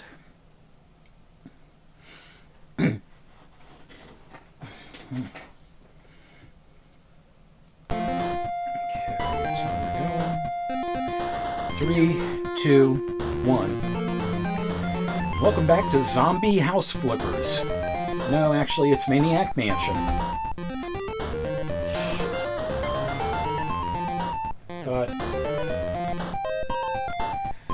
Knock my camera out of the way. Okay, let's try that again. Alright, timer. 3, 2, 1. Welcome back to Zombie House Flippers. No, it's actually Maniac Mansion again.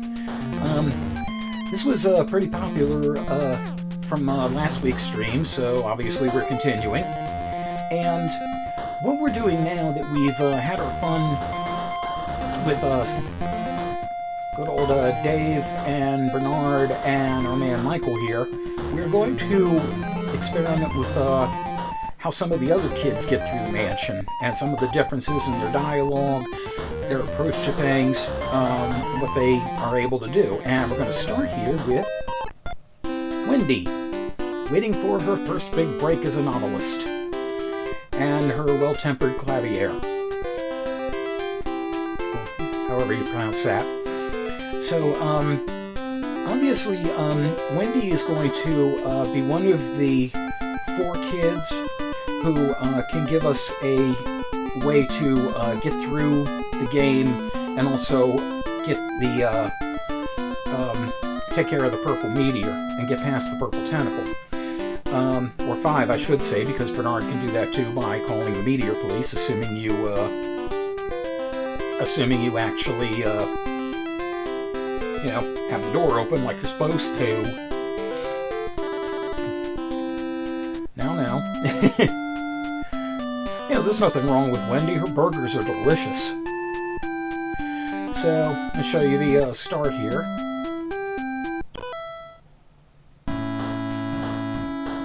Okay, that looked like the old mansion. I'm Dave, I'm useless. I'm sure I saw Dr. Fred take Sandy here, but I can't be sure of anything because I'm an idiot. It's up to us to get her out, and by us I mean you two, because I'm an idiot. This could be dangerous, I hope for me.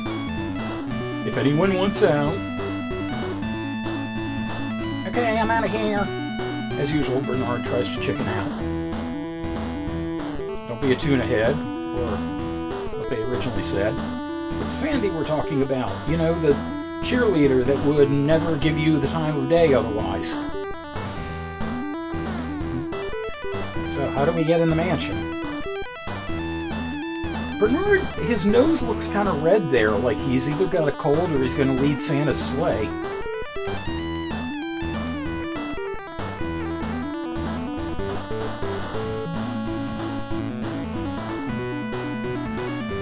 Okay, so you notice also one thing that's missing, no comment from Michael, obviously, about the kids going into the horror, in the horror movie, going into the mansion, which makes me think they're playing up on the stereotype there that the black guy always dies first.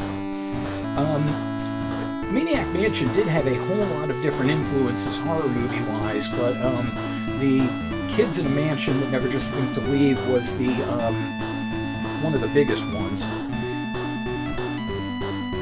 So, okay, so that's the start there. And I wanted to do that to show that Wendy really doesn't have much of anything to say at the beginning. So let's see, let me load up this next stage here. Okay, so I got Dave outside, and let me double check where I have everybody else. Oh, where they should be, in the arcade. I think at this point I was waiting for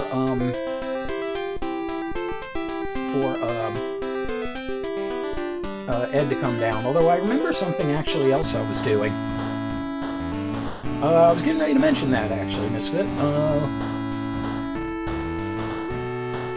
Let's see. Now, remember in the start when you open up the door to the kitchen and then you have to try fruitlessly to outrun Edna? Well, I basically bypassed the kitchen entirely and gave it some time, and Edna's gone. So I get my can of Pepsi, and then, yeah, we know.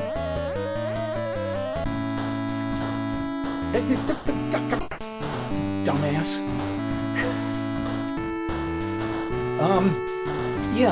The Family Channel show, it was in the Family Channel in the US and on, it was YTV or something like that in Canada. Maniac Mansion was made into a TV show that bared almost no resemblance whatsoever to its video game counterpart. The only character that actually continued on into the show was Dr. Fred. His entire family was rewritten, including a live-in friend and a couple of cousins or something like that. Perhaps the most interesting thing about it, it was written by Eugene Levy of SCTV fame. And just wait until Ed's done and we can continue on our way. And as such, it actually had a lot of SCTV alumni in various one-note roles. But yeah, 3 seasons out of it. There was never actually any comment by the creators of Maniac Mansion as to what they thought of the show. If they did have an opinion, they never made it publicly known.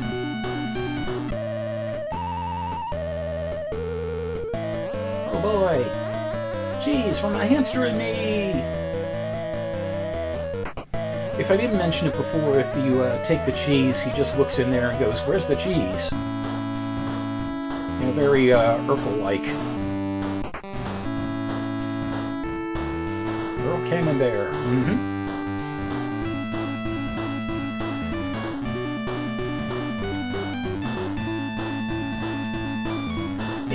It was very goofy. It was they toned it down very much to have a to make it like a family-friendly sci-fi comedy. So much so that, you know, if pretty much if you name something after a video game, and the people from the video game tune in to see that everything's completely off, yeah, I'm kind of amazed it survived 3 seasons, to be honest. Having said that, I didn't watch an episode at all, but I did catch the. I did actually catch the end credits a few times, so I heard the Maniac Mansion, Maniac Mansion. Okay. So, proof of concept there, if you wait long enough you don't have to deal with Edna and you can dodge around Ed, so nobody has to end up in the dungeon right away. Okay. So we're going to go on to the next state here. I did this to save some time, you know, I thought that would help. Okay, so this is close to when the package is going to be delivered. And I wanted to see if anything special would happen if you left a kid out here and Ed found him next to his package. Get your minds out of the gutter. Well, there you go.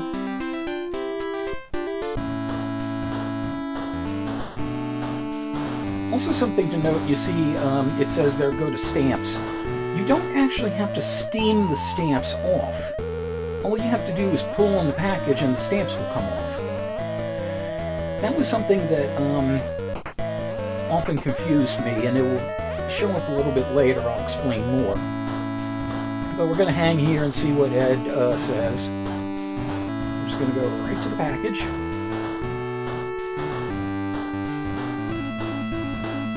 And prepare for some of the biggest innuendo ever.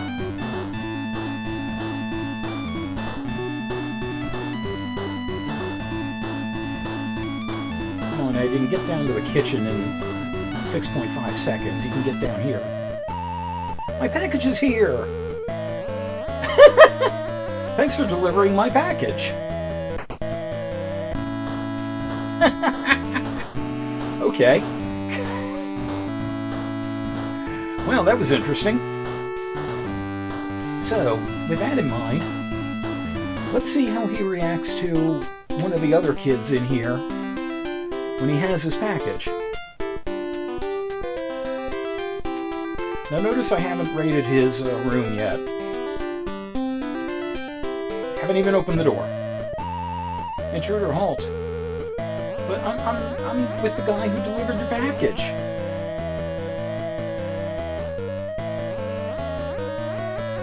No tip. Man, Dave can't even hold down a job with Uber. Well, not talking because he won't let me.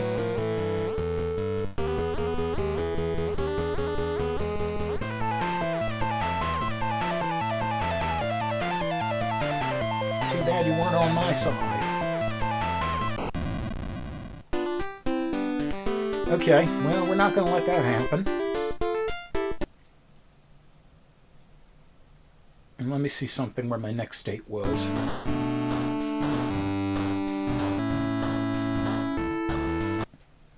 That wasn't my next state. Okay, let's see something here. Okay, so she has the package.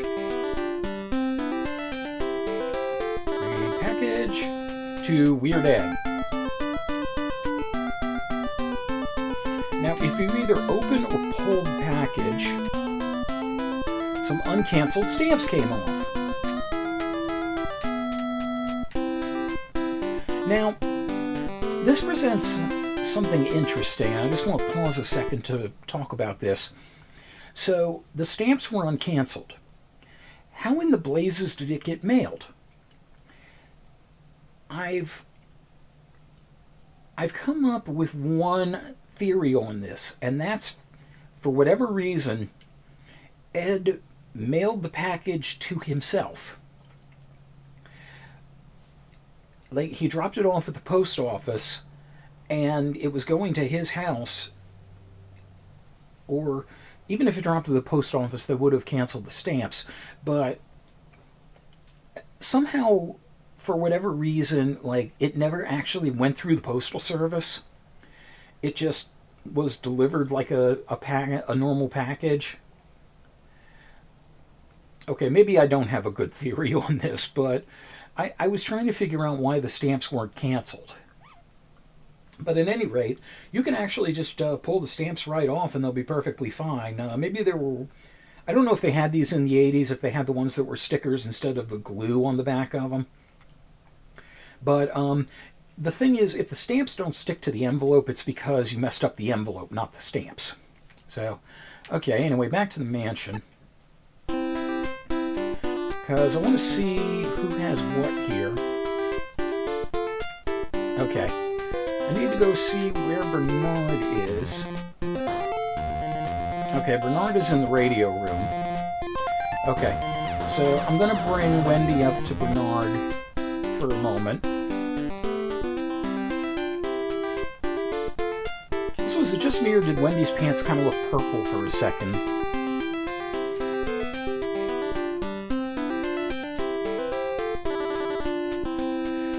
because the next thing I want to show is something I learned about the wires. Now, I mentioned before that any kid could repair them, but I usually use Bernard anyway. So I wanted to just show proof of concept that any of the kids could repair the wires. And as such, I'm going to give I'm going to have Bernard give the tools and the flashlight to Wendy.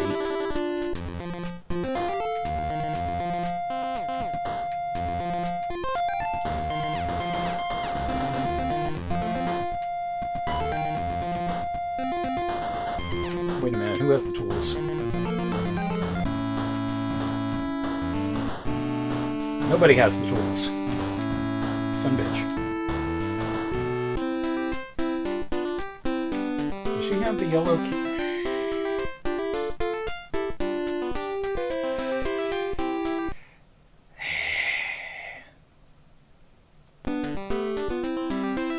Well, the absolute miracle of live Let's Playing.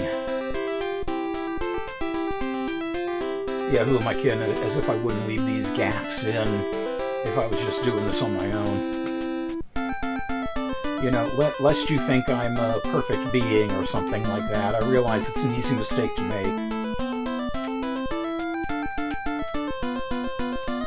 You know, because I just, you know, radiate perfection.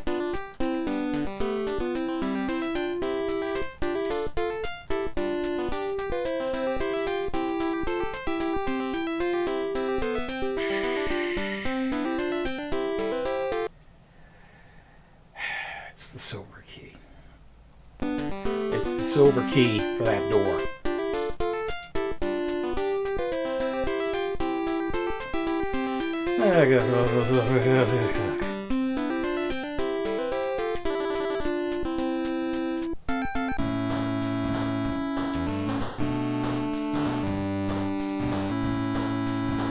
Again, these were all done 2 days ago, so I'm lucky to remember that I did this much.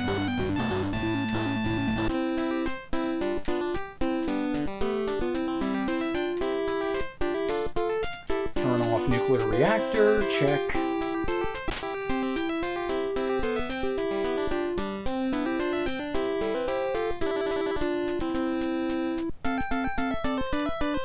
Thank you.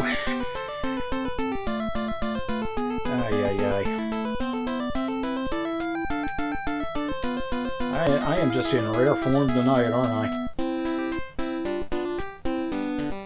Okay, Dave, you just stand there like a dope and, you know, and look semi-not ugly.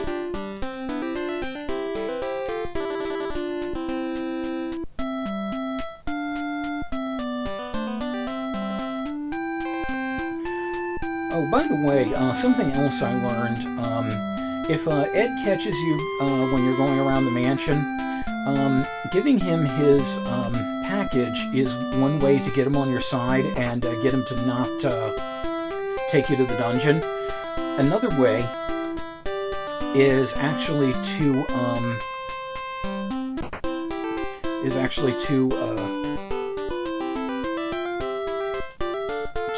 give him his hamster. I think I had her work out. Yes, thankfully I did.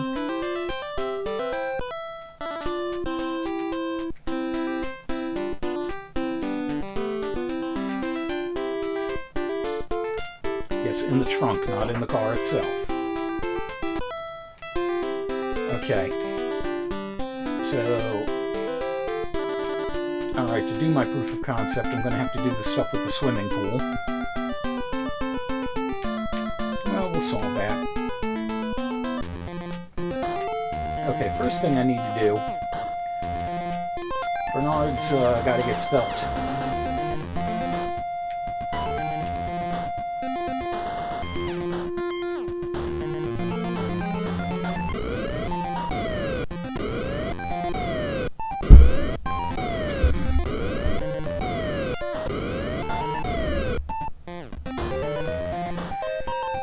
Well, that joke was approaching being funny until I whacked the mic. Ay. This is what you tune in for, folks. The entertainment,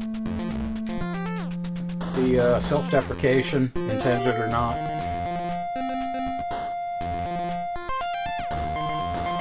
Well, anyway, yeah, I as usual, I messed my placement up a little bit there because I didn't realize that I hadn't gone to the pool in this part of the playthrough that I did, but easily remedied. Now that Bernard is strong enough to pull open the grate.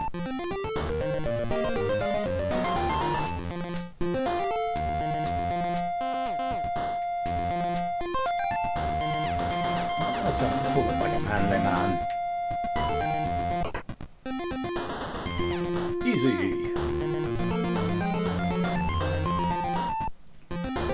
Okay, so now we're going to have to get ready to make our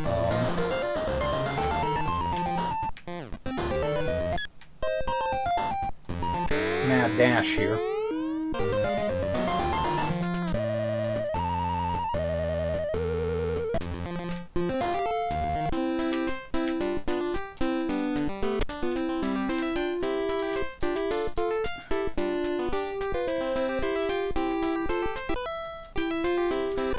It is possible, by the way, to open up the radio and just take the batteries down there, but I find it easier to just get out of Dodge and deal with it that way. Up the ladder, up the ladder.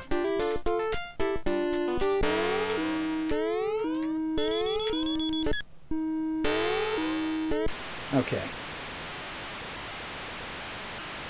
And nobody drowned. Always a plus.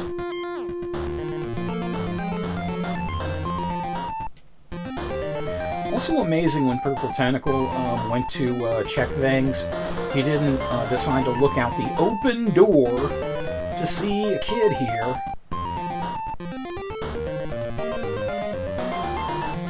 Okay, so I'm just going to have him meet Wendy here.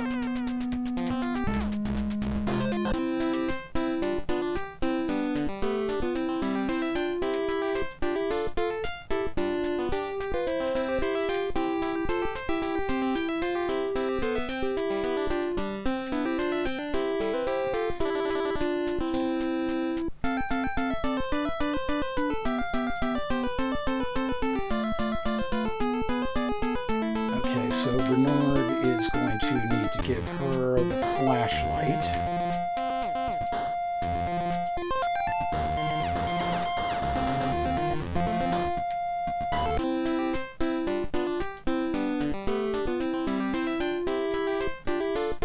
Alright, Rick, well thank you very much for being here. Always appreciated. You take care of yourself.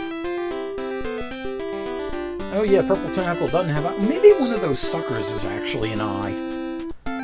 Ugh, maybe all of those suckers are actually eyes.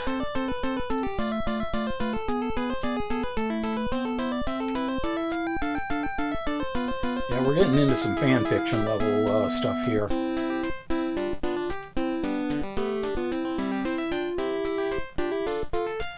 Oh, I should have filled up the glass jar while I was down there too. Again, I forget something.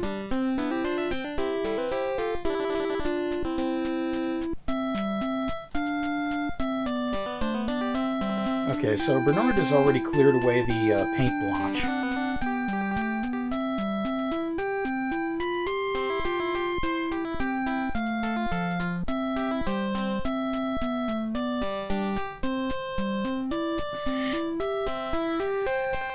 She has the glass jar.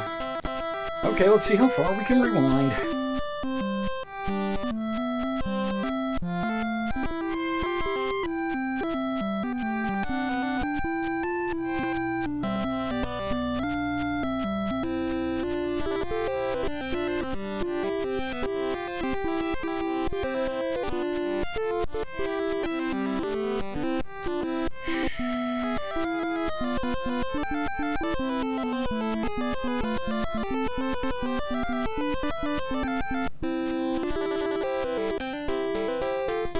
Okay, that's as far as I can go.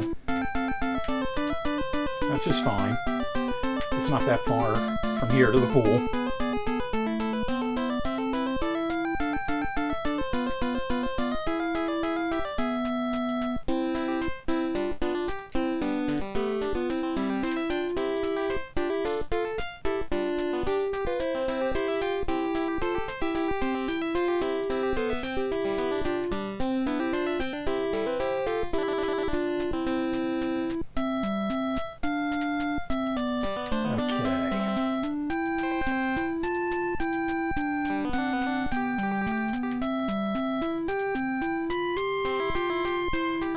Okay. Okay, we've got ourselves our H2. Oh God, don't drink that.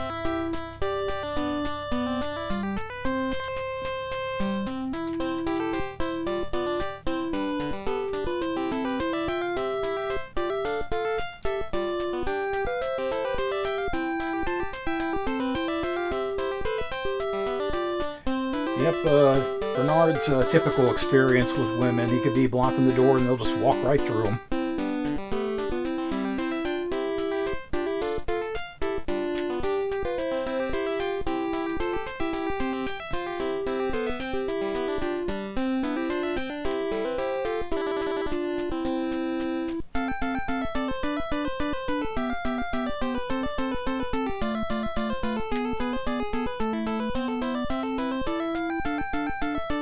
Okay, so there was a little experiment that I wanted to do.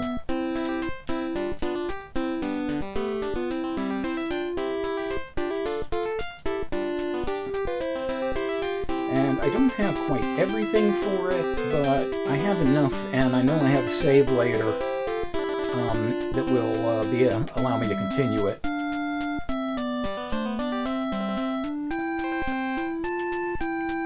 Okay, so we have the pot for plant there. So, I found out something. Everybody has known for the longest time about the trick with the hamster. One trick with the hamster. There is another. Now I'm going to see if it works on the plant in this state. Yes, you can actually select the plant. Yum, yum! Yes, the plant can eat the hamster.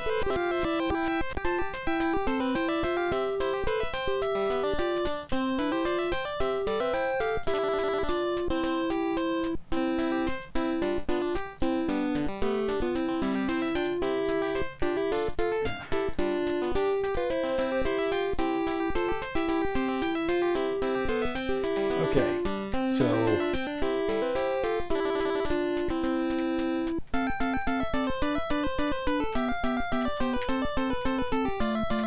so I can only seem to use this on the pop of the plant, which again makes it grow nice and big.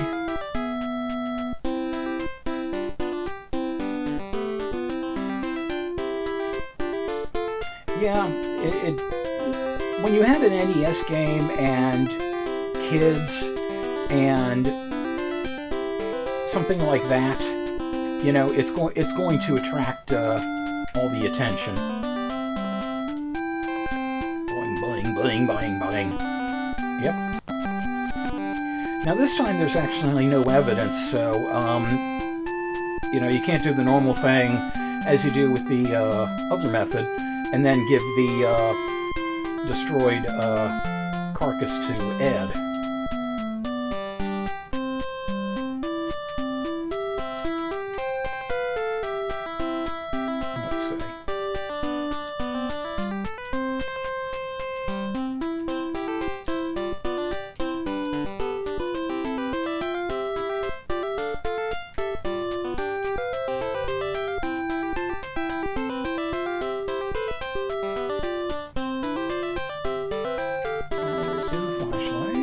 Okay, so I got the flashlight and the tools. Now, I think I'm about at the point where Dr. Fred says that he's going to shut down the power for a bit. Just in case, let me get Useless out of the way. Because I don't know if Fred will actually... Well, you know what? Actually, let's leave him out because I want to see if Fred will actually capture him if he's just standing there. Yeah, doing his gargoyle pushing. I guess that's Goliath fanfic.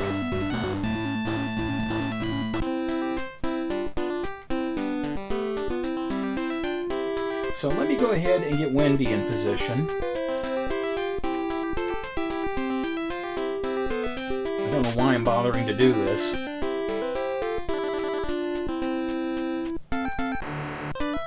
Yow. Okay. And fast forwarding.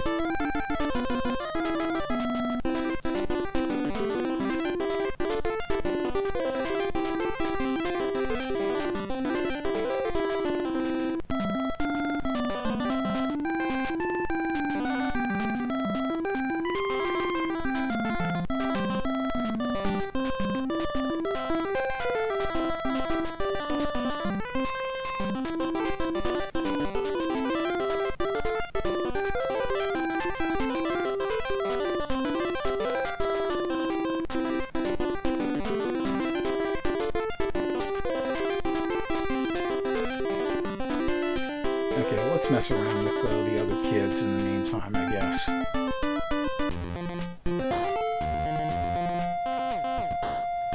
And Bernard has the ever-useful can of Pepsi.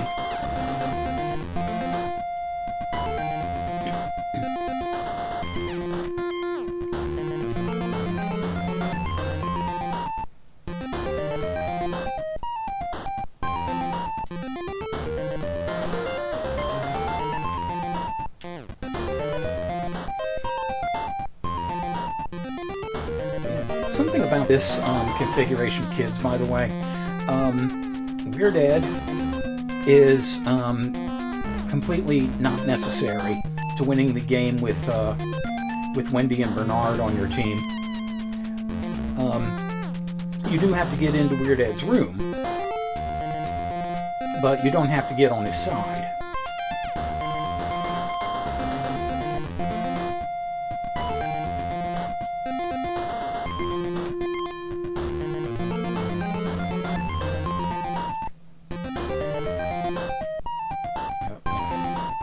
Give new kid.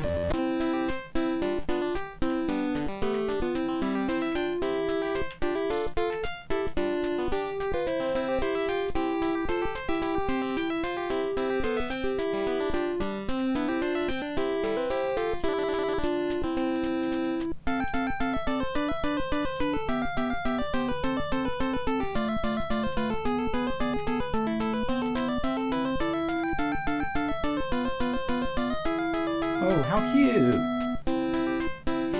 Stick them right in the pocket protector there.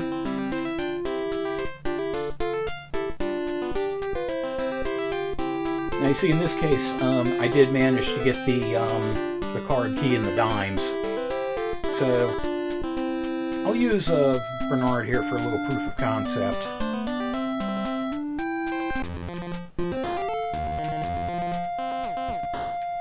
Since Bernard has a little ham with him.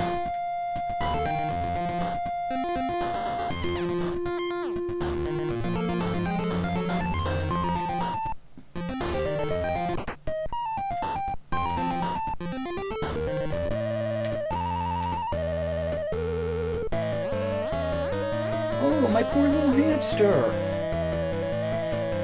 Thank you so much. I hope my package comes. Okay, so at this point, Ed doesn't seem to really worry about us too much. I don't remember if we read the Strategic Commando chart before, actually. It doesn't make any sense.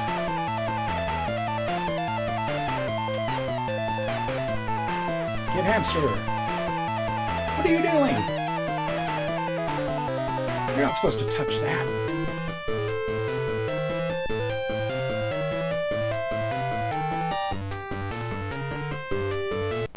Okay, so yeah, we touch the hamster while he's around. Always a good thing to remember, never touch your hamster in the presence of others. Or never touch their hamster in the presence of others. Okay, so he doesn't seem to have too much of a problem with us. Oh, now all of a sudden he does. Short-term memory there, Ed. Okay, so basically the hamster is a get-out-of-jail-free-once card.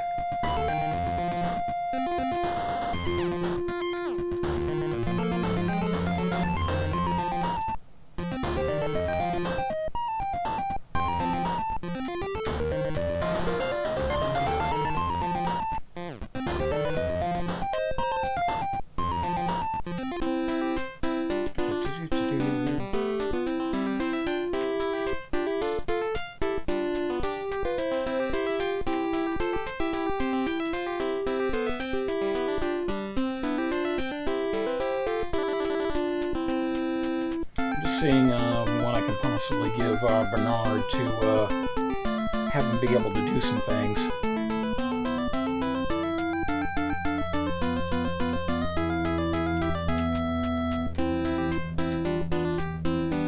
Full package, the months and cancel stamps came off. I may be wrong, but I think there were supposed to be 2 L's in uncanceled.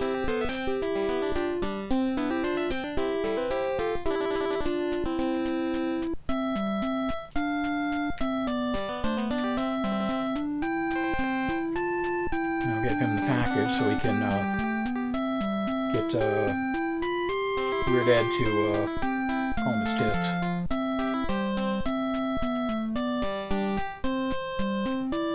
Oh, just as a proof of concept, I'm going to give the manuscript to Bernard here. Now remember, Wendy is the writer. Also, Wendy is not the kid I wanted to move.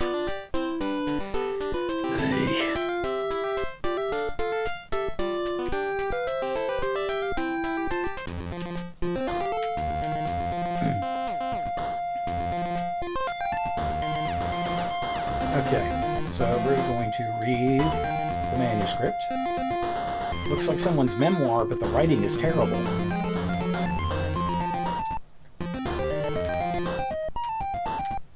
It's written by a meteor? How strange. Use manuscript in typewriter. Maybe technical writing counts. Whoops, I think I made it worse. This is the worst junk I've ever read. Oh boy. Yeah, so basically that happens if anybody other than Wendy tries to fix the manuscript. Alright. So we got some setup here for a couple of things, so I'm going to go ahead and stop here. Next time we are going to see exactly what kind of craziness we can get into involving live wires and in untrained people with power tools. Intrained? Jesus. So anyway, always remember next time, bring some radioactive water and furry woodland creatures for your potted plant, because it doesn't need to be neglected. No one does. So take care. Until we game again. Cut. Man, I am just sucking the meat missile tonight. Okay. There we go again. And 3, 2, 1. Our house in the middle of our street. What madness is this? Well, it's more Maniac Mansion for the NES. Last time we left, we had been exploring some of the parts of Wendy's playthrough with Bernard and Dave in tow, and Bernard had just completely messed up the manuscript because writing isn't his thing. Well, not all of us can be English majors. So, without further ado, let's see what other kind of trouble Bernard can get into, shall we?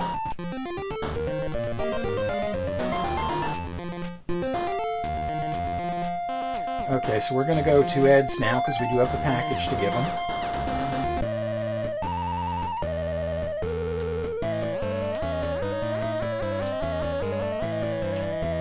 want to see something real quick. Thanks, that hit the spot.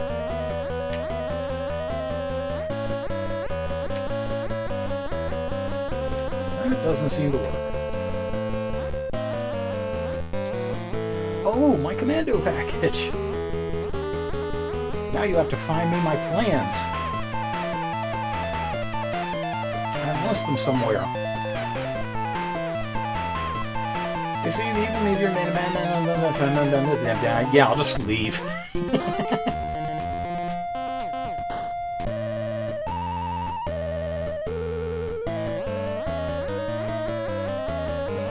I just left in the middle of his soliloquy.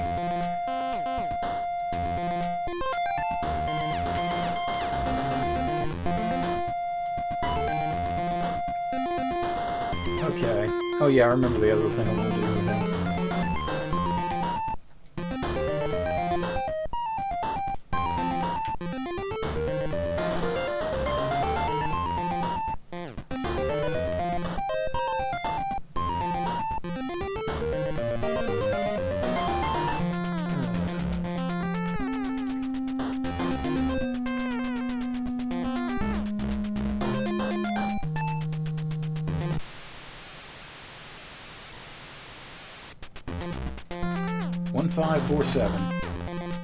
Yeah, unfortunately, since I had all of the random numbers for the Meteor Police, for Edna's phone number, for Edna's safe, and for the inner lamp security door that the game could possibly pick from, written down, and then I lost the card.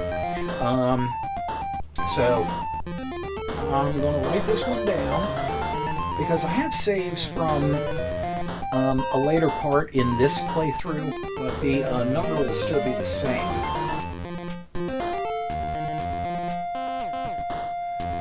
One, 5, 4, 7, Edna, Best Western. Okay.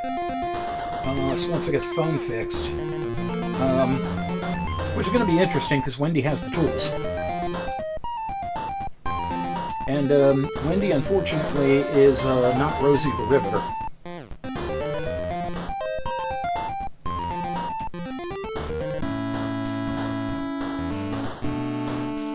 Yep, still down there, just chilling and useless.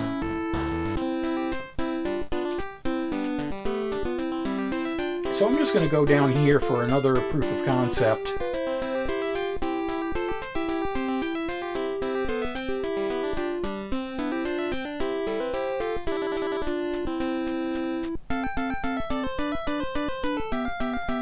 Wendy, by the way, much as some of the other kids that are non-musicians, if you try to have her play the piano, she just goes, "I can't play that thing."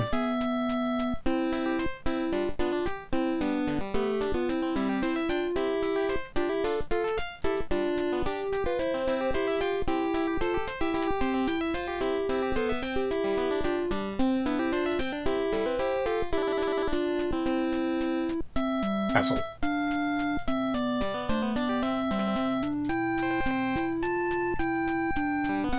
Meteor just needs a blog. He'd get thousands. Yeah, that's a lot easier way to do it in this day and age.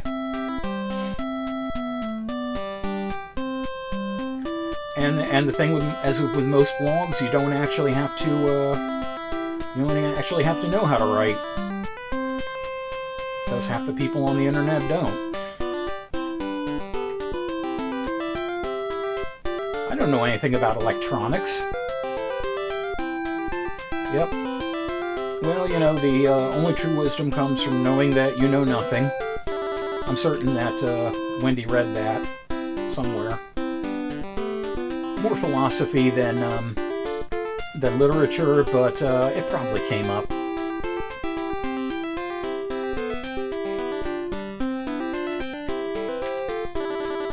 One thing I can do while I'm killing time.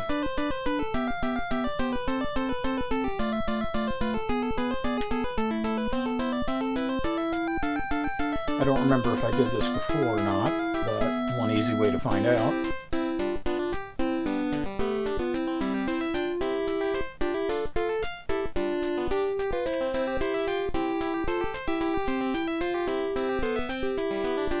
Okay, no I didn't, because the vase is still intact.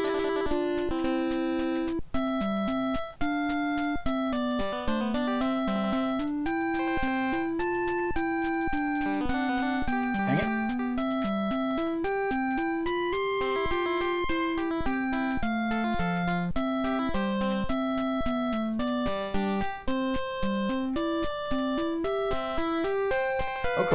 Okay, you just lied to me, Wendy. Clearly you do know something about electronics.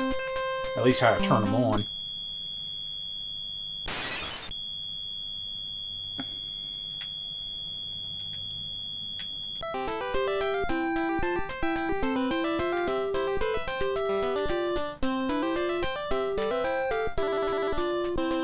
Oh, it's still recording now. Whoops. Picky.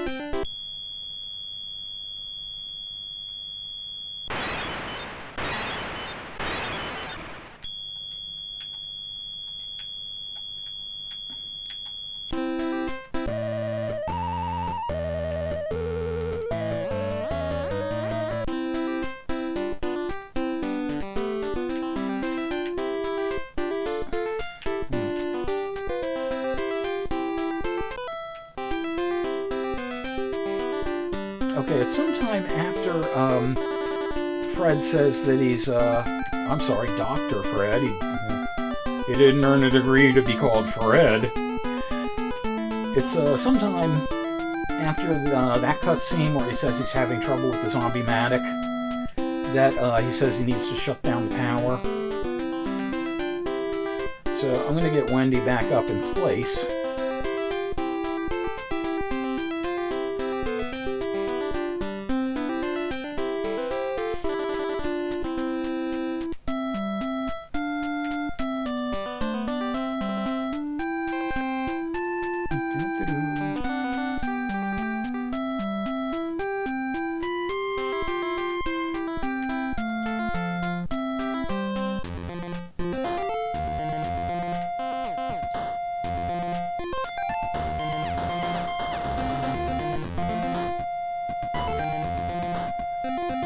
Okay, and yet another proof of concept here. We're going to give the can of Pepsi to the plant like we did before. Oh, the plant looks refreshed. And that's where the Pepsi goes away, as before.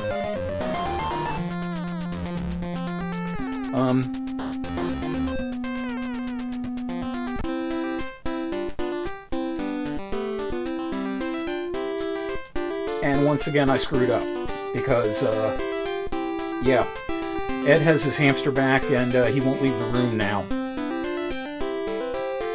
What I was going to show was that you can still feed the hamster to the plant, even after it's burping from the Pepsi. It just doesn't do the animated thing.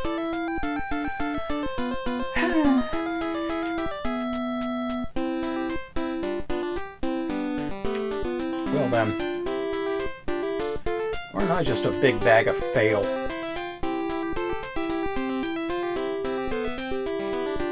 You having fun, kitten? Watching me completely blow this whole thing.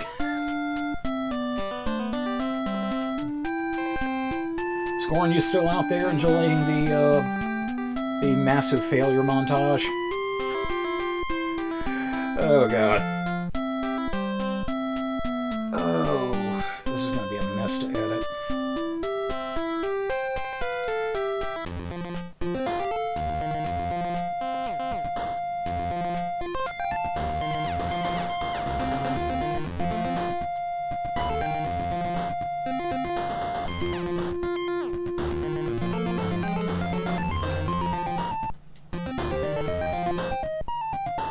Okay. Now I'm going to do something experimental with Bernard here. So, I'm going to leave Bernard right here.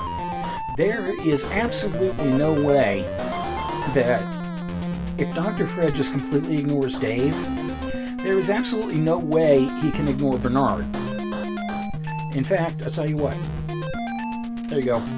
Bernard is right on the stairs. There is absolutely no way Dr. Fred could ignore Bernard to come up here and talk to Nurse Edna. So I'm going to see if when he comes up to talk to her, he decides to bust either one of them.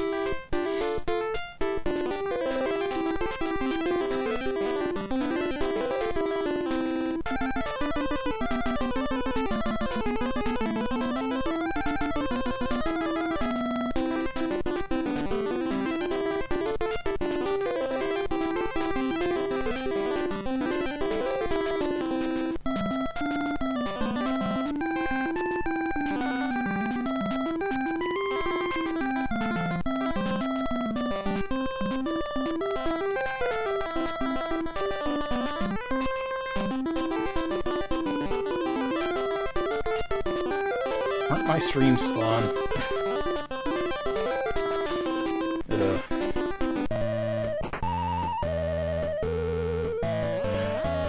He walked... He's going into Ed's room.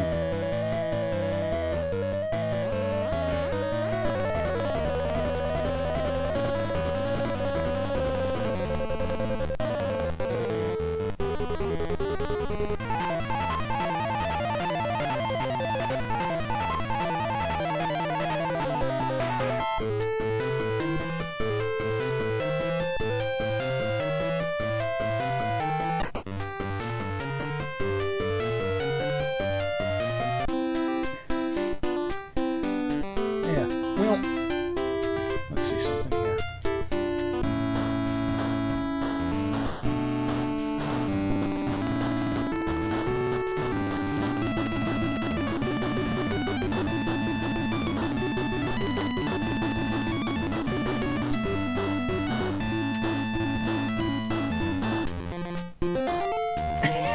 It's like they didn't even exist. Wow. He just completely ignored them like they were both transparent. Amazing. Wow. Just totally intangible kids. And as long as Dr. Fred's involved. Yeah, kid, my original idea was to try and hit the highlights in these, was to try and just hit the highlights in this playthrough, just basically to save myself some time, because I knew it was going to be like, otherwise it was going to take up another whole session. But yeah, I'm having so much freaking trouble trying to remember what I was doing and when and where people were and the timing of things. Okay. Yeah, what do you think? Should I just start, should I keep going with this, or should I just start a whole cloth run next time?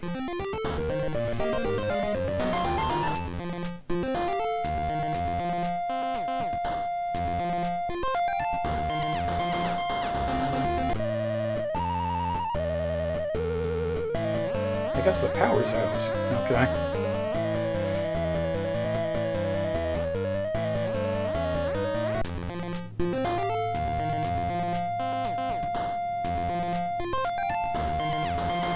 Yeah, I'll leave it up to you. Do you want me to continue on, or should I just start from the beginning next time around? Yeah, the thing is, there's stuff that I want to try with Wendy, because Wendy has specific things that she can do that lead to two particular endings. But then again, so do Sid and Razor have ways to get by the purple tentacle, but they don't actually change the endings. The other thing I wanted to do was show off some of the the special things that the kids can do and how they react, like I had mentioned before. And I also wanted to show the different things you can send to Marketeer. But for that, I need either Wendy, Sid, or Razor.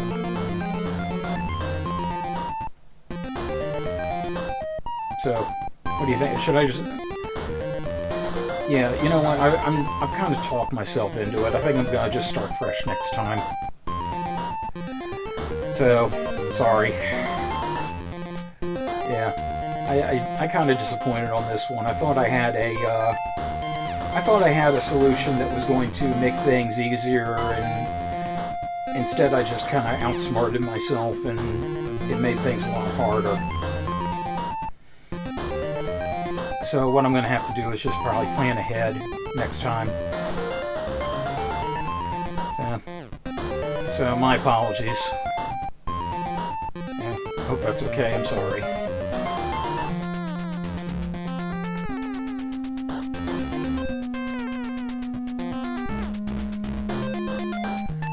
Like you said, it's just been one of those days.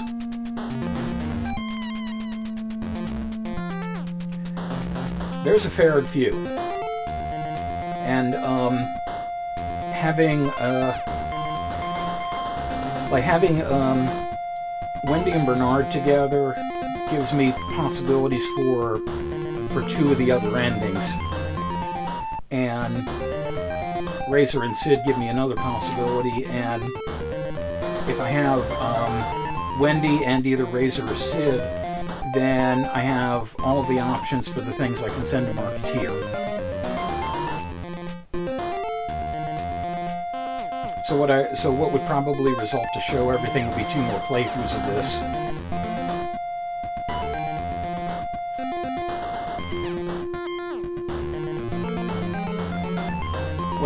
What I might end up doing is just doing the whole playthroughs on the stream, and then when the time... oh yeah, absolutely. That's one of the things I love about it. And then but doing the whole playthrough on the stream, and then when the time comes, just showing the highlights of where the differences are when it comes time for the YouTube videos. Okay. Alright, so yeah, I'm just going to cut the timer and just cut it off. And I'll just call it an early night because I just sapped myself out of energy. I'm very sorry that ended the way it did. I just confused myself too badly, and it resulted in a lot of waiting that I didn't want to have.